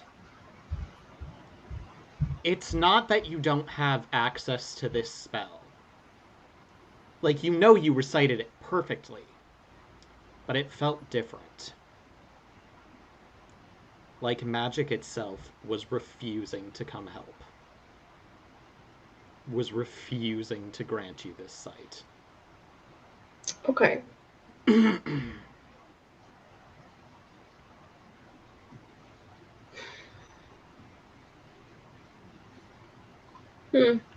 Sometimes all we can do is stand witness to the universe instead of trying to bend it to our will.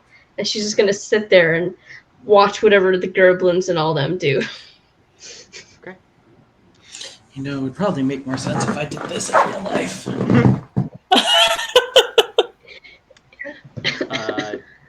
Eloise, are you responding to Sai at all? What did Sai say? I forgot. That's okay. Sai forgot too. It's time to go. Save the world. Yes. Before bedtime. That's not gonna happen. Corner. Corner. Core.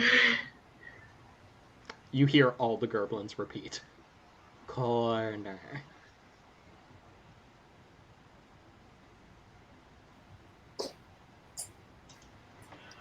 Look, Citizen Doctor, you already did your job. You converted them. Congratulations. We need to go.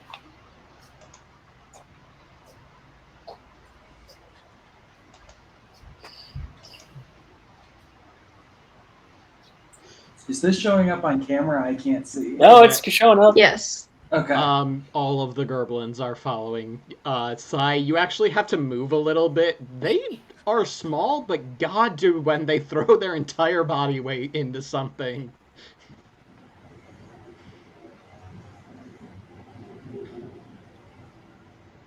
If we have to It do... seems that Citizen Dr. Eloise Mahernbler has acquired a small army.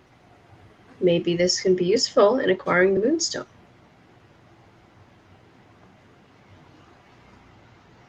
I'm gonna say a few minutes has gone by in your attempts. You watch as one Gerblin just up and turns around and leaves. They're expecting you hear something. a crash from above, and followed by a but it's not in the basement anymore. Aranway, you've come downstairs from drying yourself off a little bit and see a very small Gerblin carrying a pot and just running out of the kitchen.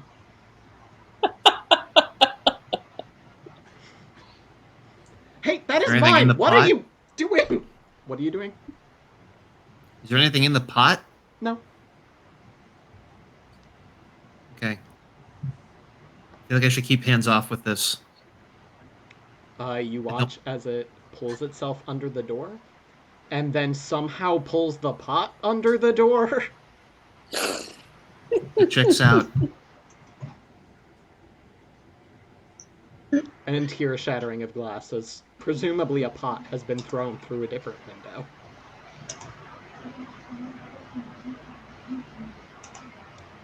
Sai and Pudine, what are you doing?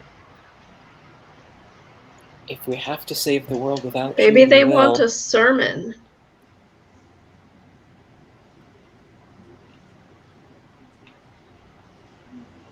I don't think they actually listen, Pudine. I think they just repeat. Yeah, but what if Eloise can direct them to a higher purpose somehow through her actions?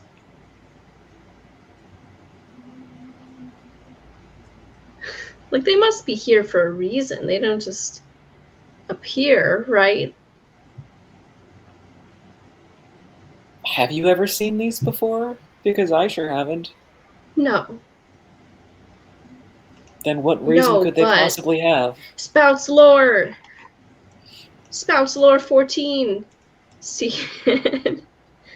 What do you do about that?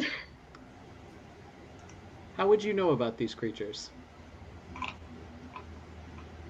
Perhaps I've heard of just creatures in general that randomly appear and congregate to a certain source of power or person of interest. In reading about cults and other wizard or magical type groups.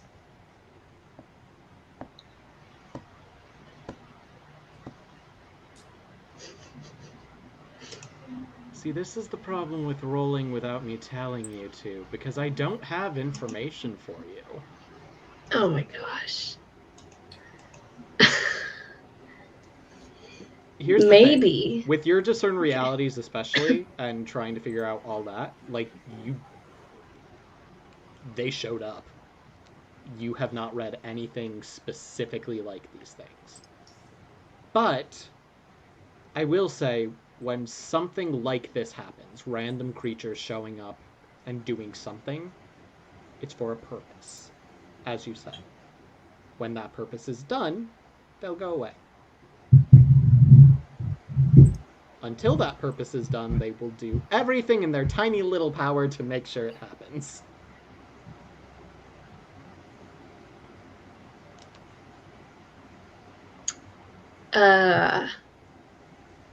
Eloise, have you tried praying recently? Define recently. Today? Well, a hell of a lot. Maybe your god wants to commune with you a little more directly.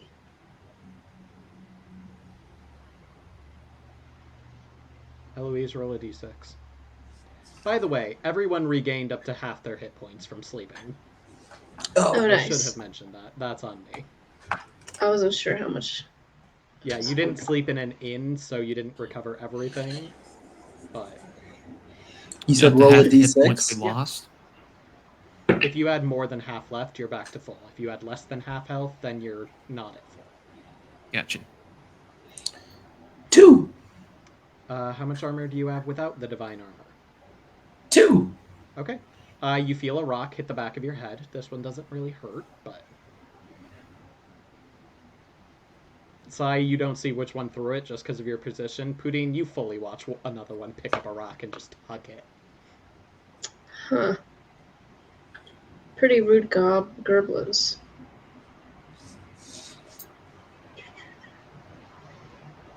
What you doing? Is there anyone else on the ground floor where I'm at? Yeah, a few very confused patrons. As the pot, you hear the shattering from across the street. The door opens again, and Einak steps in. Hey, do you know about a little creature that seems to be throwing... Yes. Oh. Are You you arrived at a aware very of strange Yes! And the bartender just runs out because it was his pot that apparently just went through a window, so, Okay, it's like I know that they're in the basement. Yeah. Is the door Well, ajar? you know they're further in. Basically, he went through the kitchen door. They went through the kitchen door. You're not sure where they went after that. Okay. Like I got to look at these things. Can I try familiar prey on them? Are they at all familiar? I'll let you spout lore with wisdom. I'm not going to call them familiar, Okay. but they are close enough to monsters that I'm going to allow you to try. All right. It does not matter because it's a 4. So, they fucking weird.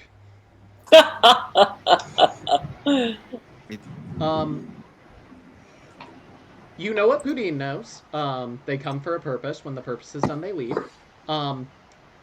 They will do as much damage and mischief as they damn well please in the interim it takes to do the job and then disappear. Hence, a pot going through a window that they stole from another building. Pudine and Sai, a few minutes go by and another Gerblin leaves the group and heads upstairs. Aran, you watch another of these things with 2 knives run out of the kitchen. Whoa. Runs out the open door that Einak and the bartender left. And you hear the squeal of the bartender, who then walks in with 2 knives in his buttocks. Oh my. Why are they here? Okay, I'm shouting down the basement. Who was one with the healing spells? Hey, Sai, we have an injury up here. you almost done down there? I don't know. Well, can you come help? There's been With a stabbing. with one last look at Eloise, Sai's going to make her way back through the crowd of Gerblins on her way up to investigate the injury. Goblin bartender, 2 knives in his butt.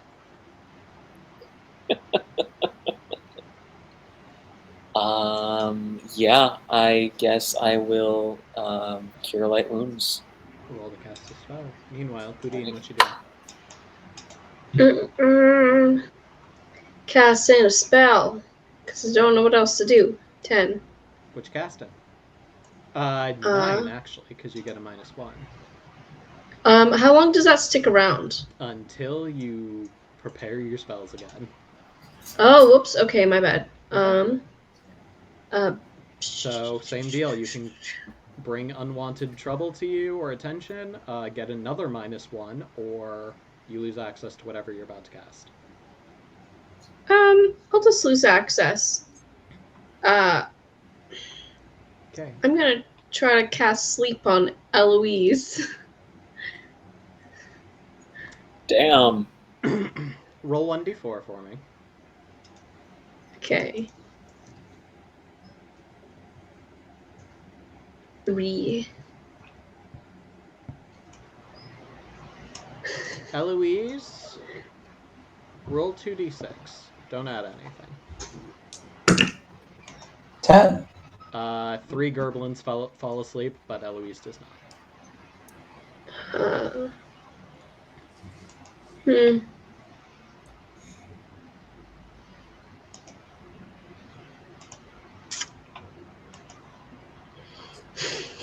I'm at a Gerblins loss. are then punched awake by their fellows. Uh-huh. Yeah. Eloise, what do you do? Staring at the corner. Cool. Haranwe, Sai, you are helping a goblin with knife wounds in his butt. Ainak is looking at the two of you like, what? What is happening? No questions? Because honestly, I have no answers. Right. What, Haranwe? The bartender is a goblin? Yes.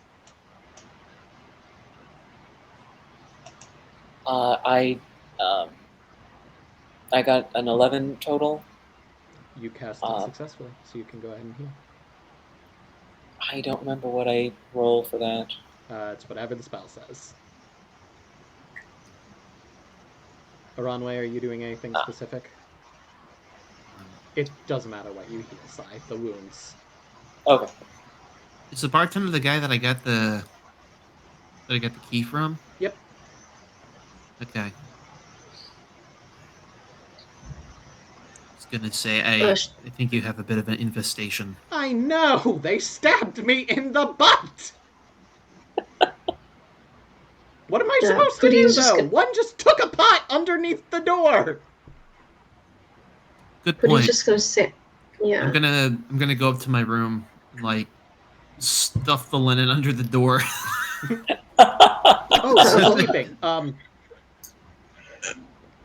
Gives a gold to the goblin, takes a key, and right. Heads upstairs. Poudine, you're just sitting and chilling? Oh, sorry. Yeah, so she's gonna say out loud, like, maybe they're here to help with the blessing of a god? I don't know. Just thinking out loud. Corner. Eloise, roll a d6. 4. You take 2 points of damage. Oh, now I gotta face my computer again. As you From watch the goblins? Poudine, the little gerblins, 2 of them team up to find like a heavier chunk of masonry and just hoist it over at Eloise.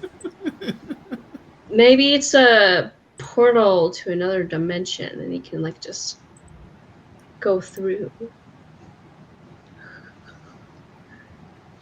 Sorry, do you go back downstairs? Yeah, as soon as I'm finished with the goblin, I will make my way back down.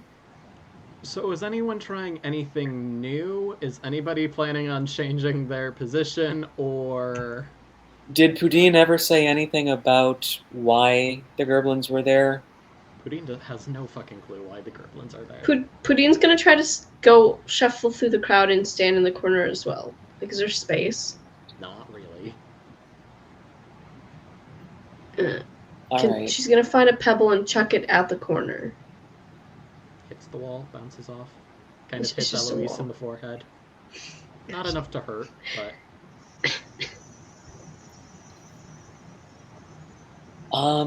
Alright, so yeah, Sai's gonna head back over to Eloise. One more time. Okay, so I'm going upstairs. The others are taking rooms here. I think I'm gonna do the same. If you need us, you know where we are. And I truly hope, if this is between you and your god, you find what you're looking for. And she'll just turn and go back upstairs through the Gerblin crowd. Yeah, you just head back Just done with the whole thing. She's gonna just like post up in like another corner of the room and just sit there thinking, like kind of sitting there until she like nods off. Okay. Every few minutes, another Gerblin leaves the crowd. You hear crashing from upstairs as they seem to take something from the kitchen on their way out. At several points, you hear the bartender screaming. Generally just quick shouts of surprise and like, what the hell. There are calls of fire at some point, but it is quickly put out. But eventually, there is just one Gerblin, and Eloise, and you. Hey Eloise, can you roll 3d6 for me? 3? Yeah. These are Okay. 3 separate things, so your armor's gonna apply to each individual one. Ah. 3 threes. You take 3 points of damage as 3 more rocks are thrown at you in the process. Well, 2 rocks and a bottle, but like most of the bottle hits your armor and shatters, and the rest just kind of hits you in the back of the neck.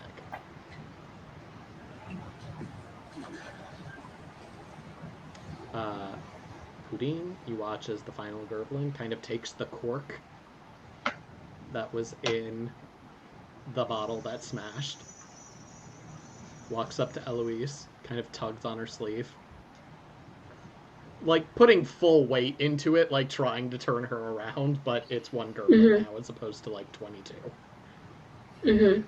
Eloise, you feel a tug. I'll look at it. Hands you the cork, and then leaves. Well, I have a bottle of Prosecco in my fridge. I could get a cork if I wasn't lazy. Nope. You two are alone in the basement.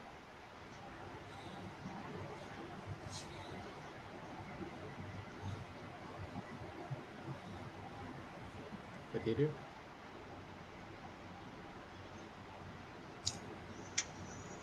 Yeah. Yeah, I mean that's what I was thinking too. Eat the cork? Seriously. Just checking.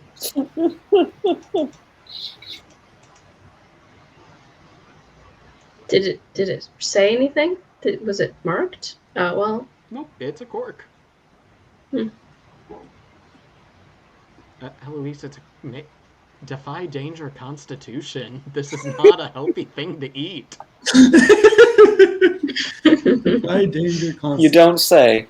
Your NPCs are eating paper. Eloise is eating corks. He didn't actually eat the paper. This is the Pika episode. 10. 10?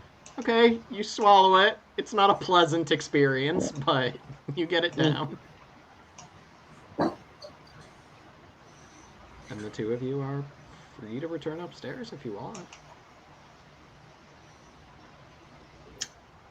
There's got to be something special about this place, though, right? If they brought you here. I am going to give you one more chance, Poudine, to discern realities. Okay. Oh, that's a 7. That's still, you get one question. Might I recommend what happened here recently? But you may ask any question. What happened here recently? Eloise was put in timeout.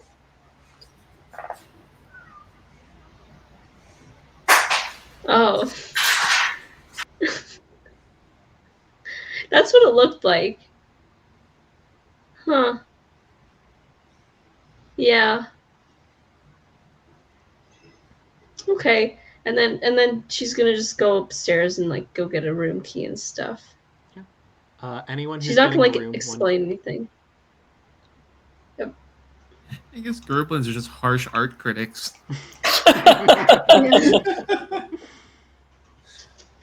How dare you draw a unicorn? Oh. How dare you draw a potato with a horn on it? Let's be real clear about what got drawn. Oh, and call it a unicorn. Yep. Eloise, do you go back upstairs?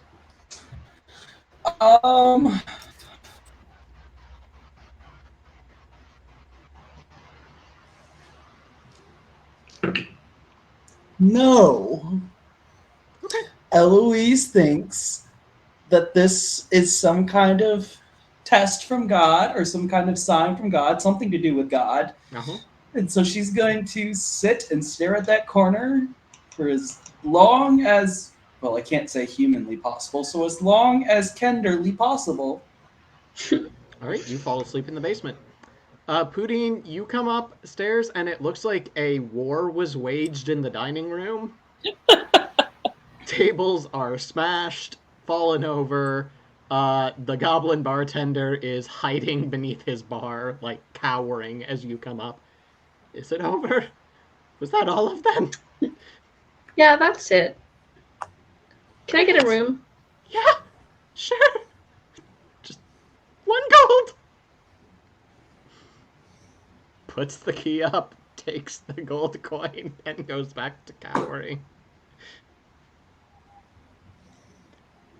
Congrats, guys. You've traumatized a bartender through no use of your own. Anything, we should thank Daniel for redeeming it. That's true. Thanks, Daniel. Actually, I also have to thank Angela, so. You invoked Gerblins and Chaos. What did you think was going to happen? Oh, it's a great combo. Synergize. I predicted pretty much exactly that. You all get some sleep. Is your plan to go into the woods? Yeah. It's always my plan. Eloise, you wake up in the basement floor. Do you plan on leaving?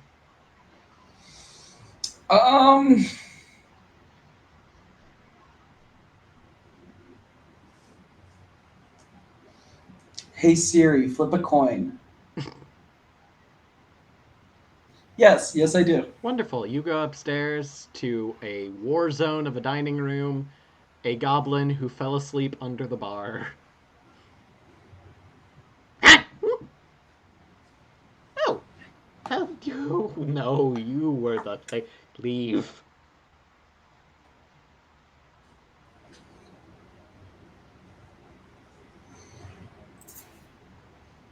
Just staring at you. You leave? Cool. You all come down. Oh, that was uncomfortable. Any who want breakfast can obtain it. Is it included with the room fee? Yeah. Yeah. Heck yeah. I would also try to help clean up a little bit at least, feeling somewhat responsible for what happened. Fair.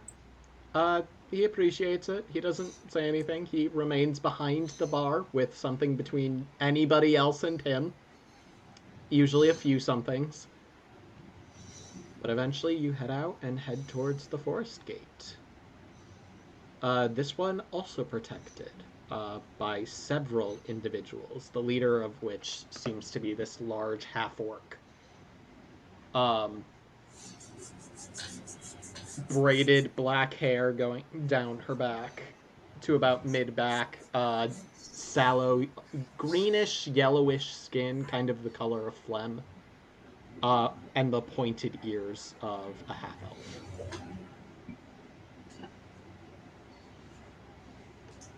Right, state your business.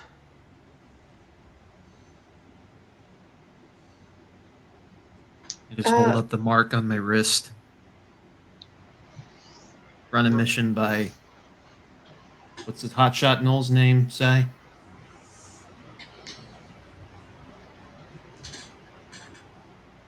Azarin. Yeah, Ezrin. Oh, you're going after the rock. Oh, be Yeah. careful. Force is crawling with shit. So we hear. That's what I'm here for. Let him through! The gate barely opens, only enough for each of you to get out single file, and then immediately closes behind you again. You are in Loose right now. Well, they seemed friendly. Honestly, the friendliest wall I've ever met. You are in what looks like it is a forest, but it looks like winter hit this place. Icicles dripping off branches with leaves frozen to their twigs. Light dustings of snow everywhere on the trees, but not on the path.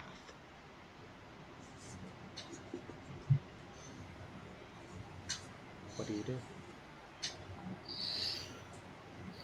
Anything I can track? Go ahead and... You have an ability to track, correct? I do, hunt and track. Go ahead and read that for us. It says, when you follow a trail of clues left behind by passing creatures, and I roll wisdom. Go ahead and do that.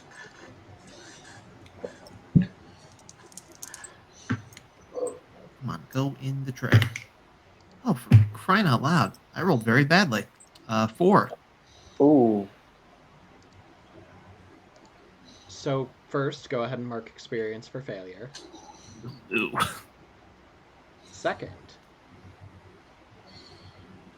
there is a trail. You don't like the trail. It looks like elven footsteps. But not like footsteps that have imprinted in the dirt. Footsteps that have left a layer of ice wherever it steps.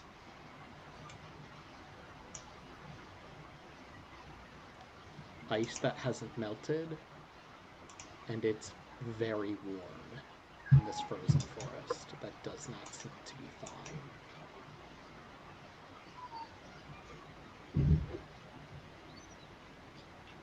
This thing isn't an elf, is it? Unlikely.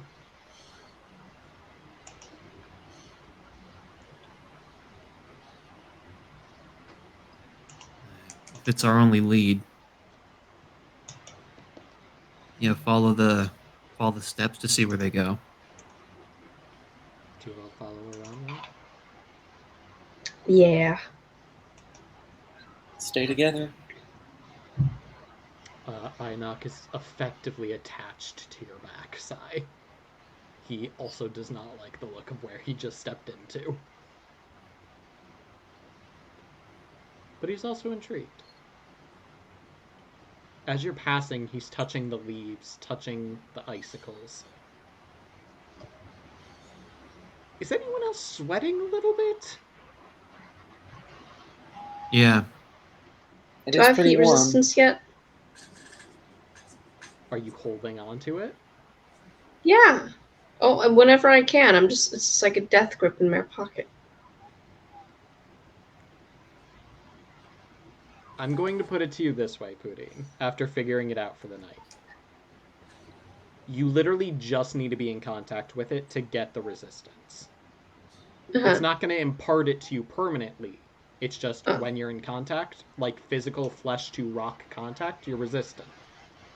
It's However, it's like her little fidget toy. Yeah. if you consistently hold it for a period of time, it will burn you. Oh, And that goes Never through mind. the resistance. gotcha.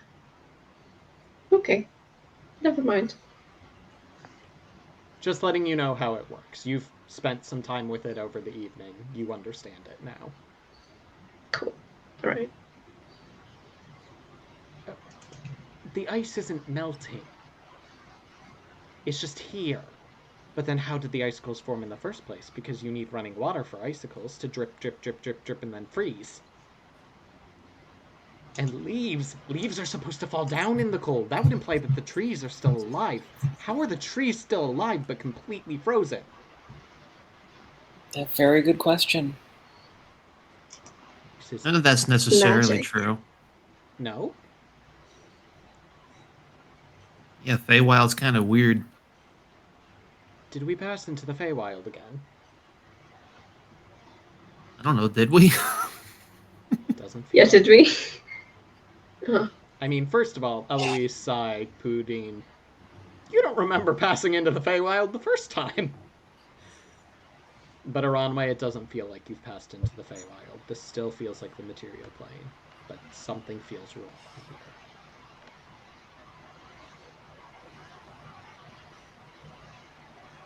I mean, something here is functioning on different rules. I think I'm just like toying with one of the elven arrows in my hands. They're tracking along. Okay. Eventually, you get to a split in the forest road. One path to the left, one path to the right.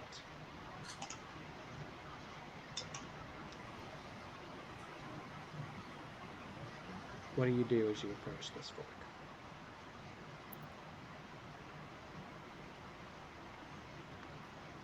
Fall. Which way did the footsteps go? Gonna say, with the fact that Aranway failed, this is as far as you get with those footsteps. Somebody else can make an attempt to try to understand and follow them, but... I'm just gonna hold the emblem and try to cast guidance. Roll to cast a spell.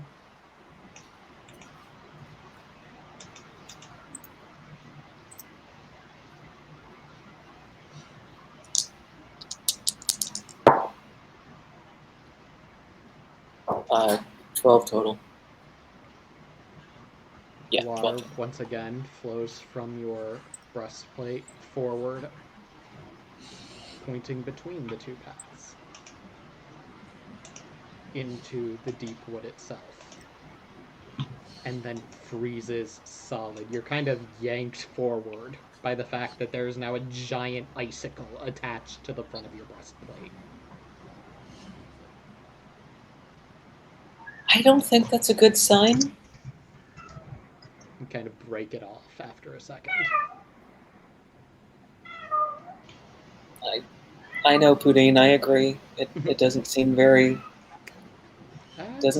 safe. You look up into the trees and there's something looking at you.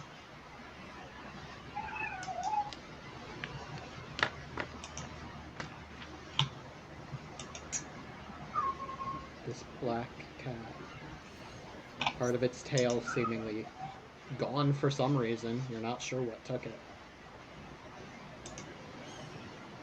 Looks scratched up to high hell, but it's sparkling with the mist and the cold and the light layer of frost over its fur.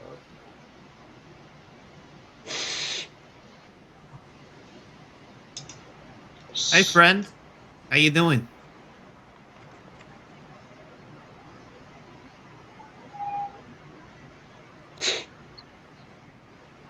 Bounds away. Any particular direction? Off the path, onto the left path, and then further into the woods off of the left path. That doesn't. The tendril was not pointing to the cat. The cat doesn't immediately freeze, though, as soon as it goes off the path. Nope. That's a good sign. You think it's more the fact that Sai's guidance came in the form of water, which then just flash froze.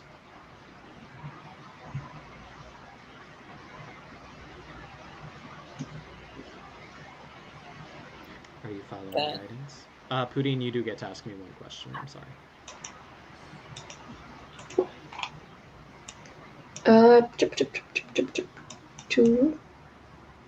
What should I be on the lookout for?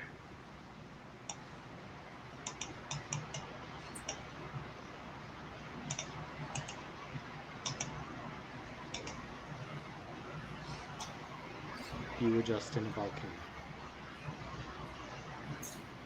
A natural space protected by a spirit of nature, an Oread. Now, Oreads are somewhat rare. Not every volcano has them, not even every active volcano has them. But the ones they deem important, that's where they dwell.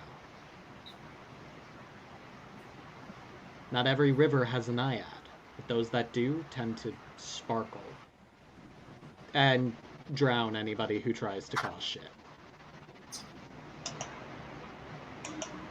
Not every forest has a dryad. Most of them do. And confirming with Aranway, the woods around Therengar definitely have a dryad.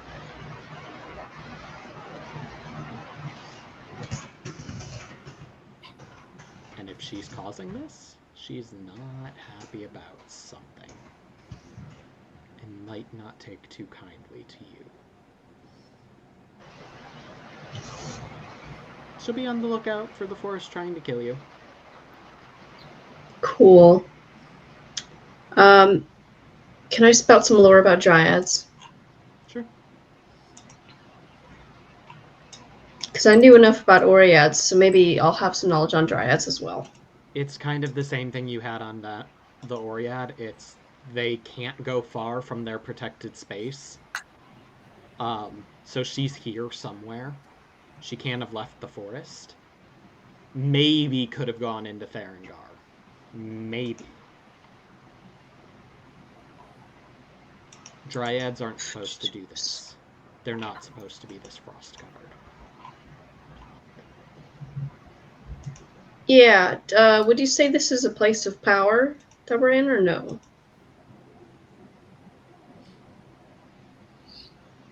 Not in the sense that you'd be able to use your ritual. Okay. It is a place where something has a fair amount of power, but that's because she's literally attached to the land. So, like, if we caused a ruckus, it wouldn't be hard to get her attention. Not at all. Then again, guys... she might not show up. The trees might just start to strangle you.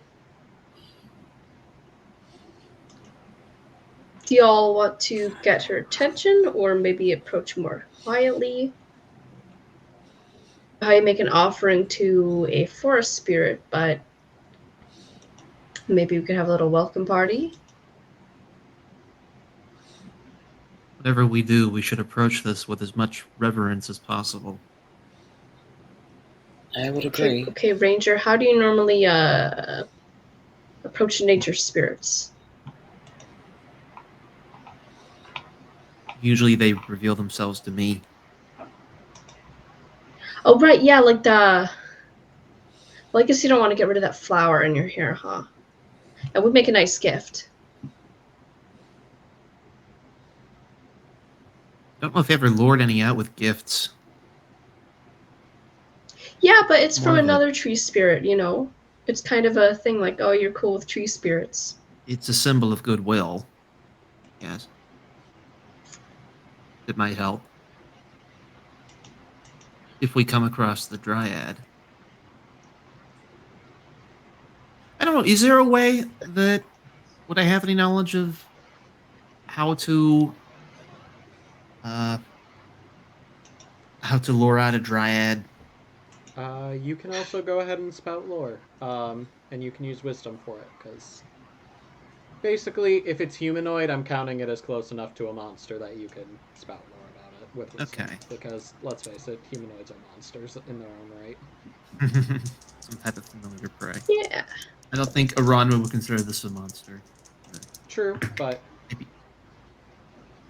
Oh, okay. That is a 7. I will tell you something interesting. It's up to you to make them useful.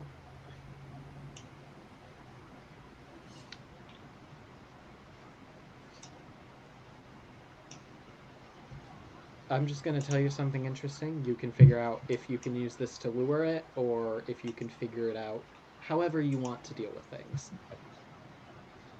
As I told Pudin, a dryad, like a noriad, can't go far from its place of power, from its seat, from where its heart resides. The center of a volcano for a noriad, or a mountain, or its tree at the center of a forest for a dryad. Has geometry been invented yet? Not in the sense that it's a practice science. Like, physics exist, but we haven't determined that they are physics and practices in prehistoric Walmart. Would Like- Pudi know math? In like the area of a circle? I don't know if that would help, because I don't know if the forest is a proper circle. Sure. Oh, yeah. Okay. But you know at least what direction the heart seems to be in, or at least where Rian wants you to go. Was Rion? Size God. Oh, yeah. So you trust your guidance, correct? I do. I'd say we follow it. And keep your eyes peeled for any forest creatures. They'll be the ones who can help us find the heart of the forest where the dryad would live. We can't lure them out. They have to come to us. I wonder if this doesn't have something to do with the frost that was coming out of Azrim's mouth. Frost? You didn't see that? Right. I forgot about that. Don't think so. So I was the only one to see it. And she assumed everybody else had seen it. But at Aranwe's look of confusion, she will briefly explain, and she assumed everybody else had seen it. There was frost coming out of his mouth, Aranwe's look of confusion, she will briefly explain, and showed himself to be. Don't think he's even a gnoll. Oh, yes. Speaking of... Like an ice dragon?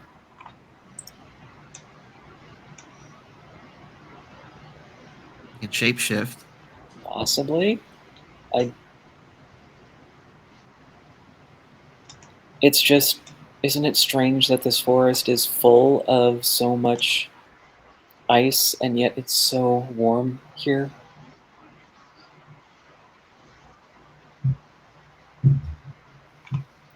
Maybe the dryad took this stone from Azurin for some reason, and I don't know. There's a connection there somewhere, I think. I just don't know what.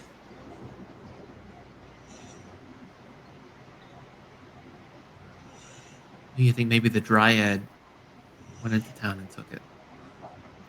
Or sent something in its wake to do so.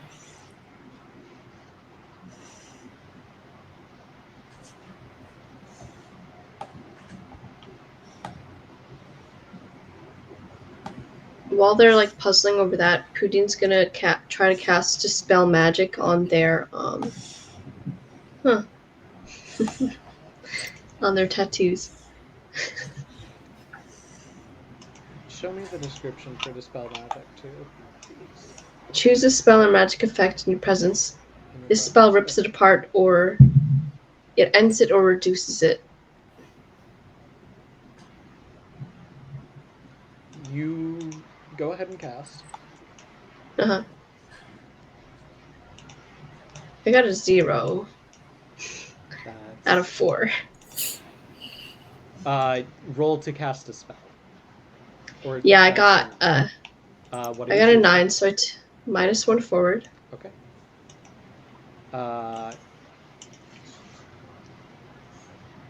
So it's reduced.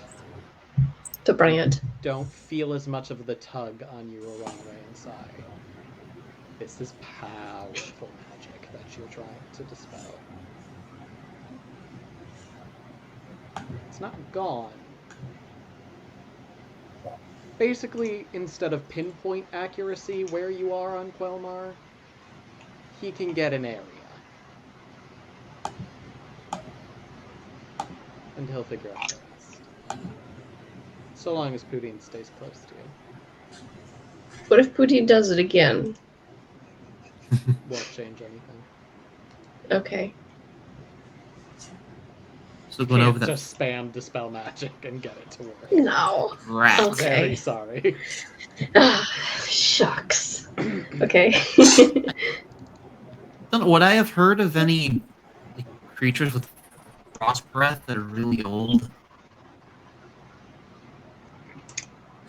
I mean, dragons do fit the bill. It's the only thing I can think of. I mean, it's possible, but with only frost breath to go off of, the list is still a little too long to properly narrow. Alright. For the time being, I'm gonna hope it's a dragon. Because that's badass.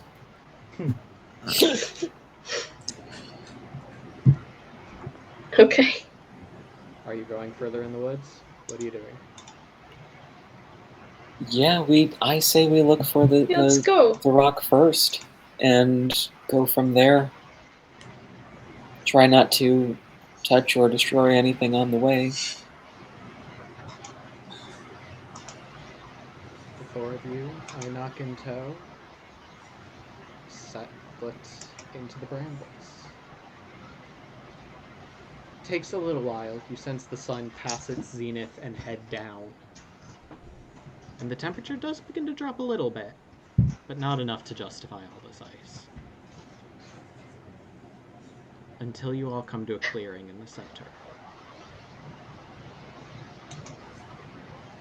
There you see two things.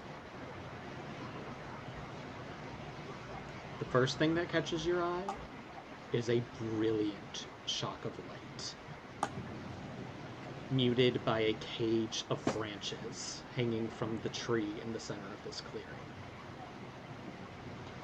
The Brightling moonstone.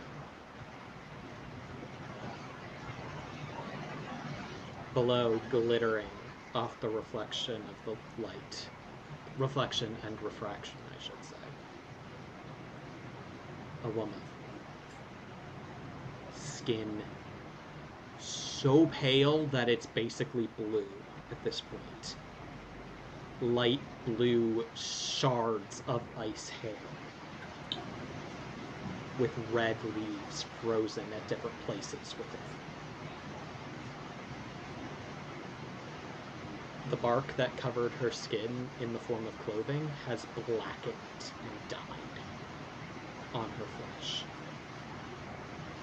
And drips of water seem to have come from her nails at some point, because they are long, pointed talons. she just stares at you. Cold, dead.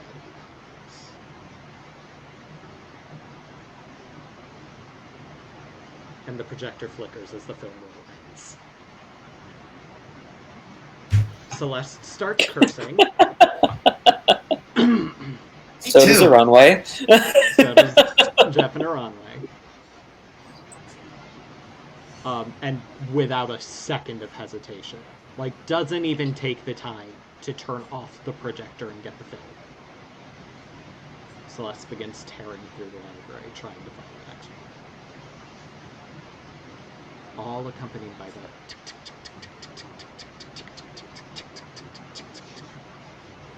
of the rolling film rolling projector. And that is where we end our game. I hope you all enjoyed. I hope you all are enjoying, and I hope the chaos met the satisfaction of the points spent upon it.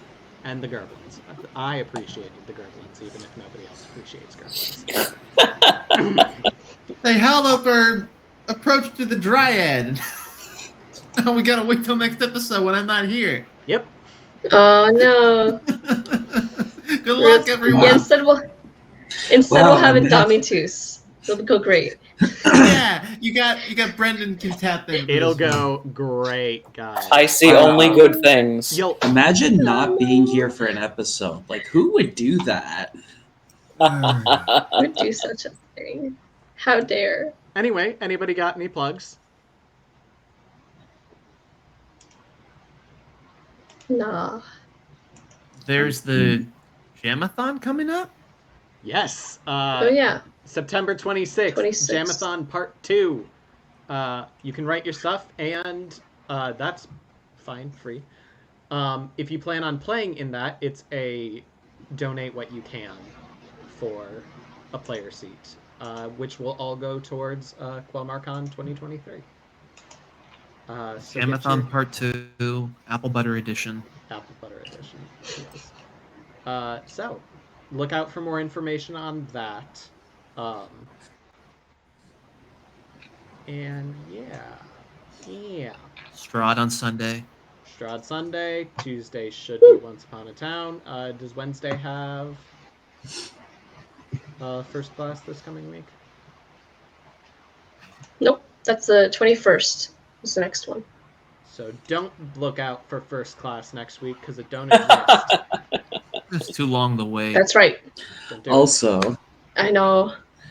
Good people of Quelmar, I am starting a GoFundMe so that I can earn enough money to drop out of school and fulfill my dream of doing absolutely nothing with my days. Please give me money. Link is live in the description. You can try. Hey, South Park has taught me that, you know what? Sometimes it works.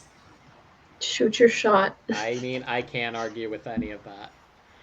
Like, you had me in the first half, not gonna lie. Yep. We got us in the first half. To those going to Spookapalooza Part 3, that's in a few weeks, make sure to check the event page, as there has been some developments on that, but I'm not going to bore everyone with them here. So make sure you go check the Facebook event page if you're planning on going. Brendan, your word is ice flower. If you do that, you get something. If you don't, well, you didn't do your homework, so you get nothing. You lose good day, sir. Also, you didn't see this part, so it doesn't matter. Anything else? That's all that comes to mind. Well then, my friends, say goodbye to Jeff. He will not be here next week. Sad face. Oh, Bye, I wish Jeff. I could. There's a Dryad. Want to be here. Yeah, how are we losing our ranger in the time when it matters the most? I got you here, Because you we figured. spent half an hour on Gerblins, and then... No, it was mainly the half an hour on Gerblins. Did someone say Okay. goblins? You're not in timeout anymore. You're Do your good. corner. But somebody did redeem halalala, so if you want to be out of timeout, please halalala. I see that it was most likely you that redeemed It that. really, So literally was not. I don't use the Quelmar Realm account, so it was probably either James or maybe Breck is watching this. I don't know. if Maybe it it's was Nell. James, I'll holla. If it was Breck, I will not, out of sheer principle of him not being here. Well, we don't know who it was, so looks like you're gonna have to holla. I will if people go donate to my GoFundMe so I can drop out of school and pursue my dream. Never mind, Quelmar Realm, you just wasted your points. So Alright, if that is all we have for today, what do we say at the end of the games, boys and girls? Something about This one time at band camp. Nope, not that. as I keep rolling the dice. Do it! Oh, I rolled really high. I got 11. What do I get? nice. What do I win? Nothing. Wow.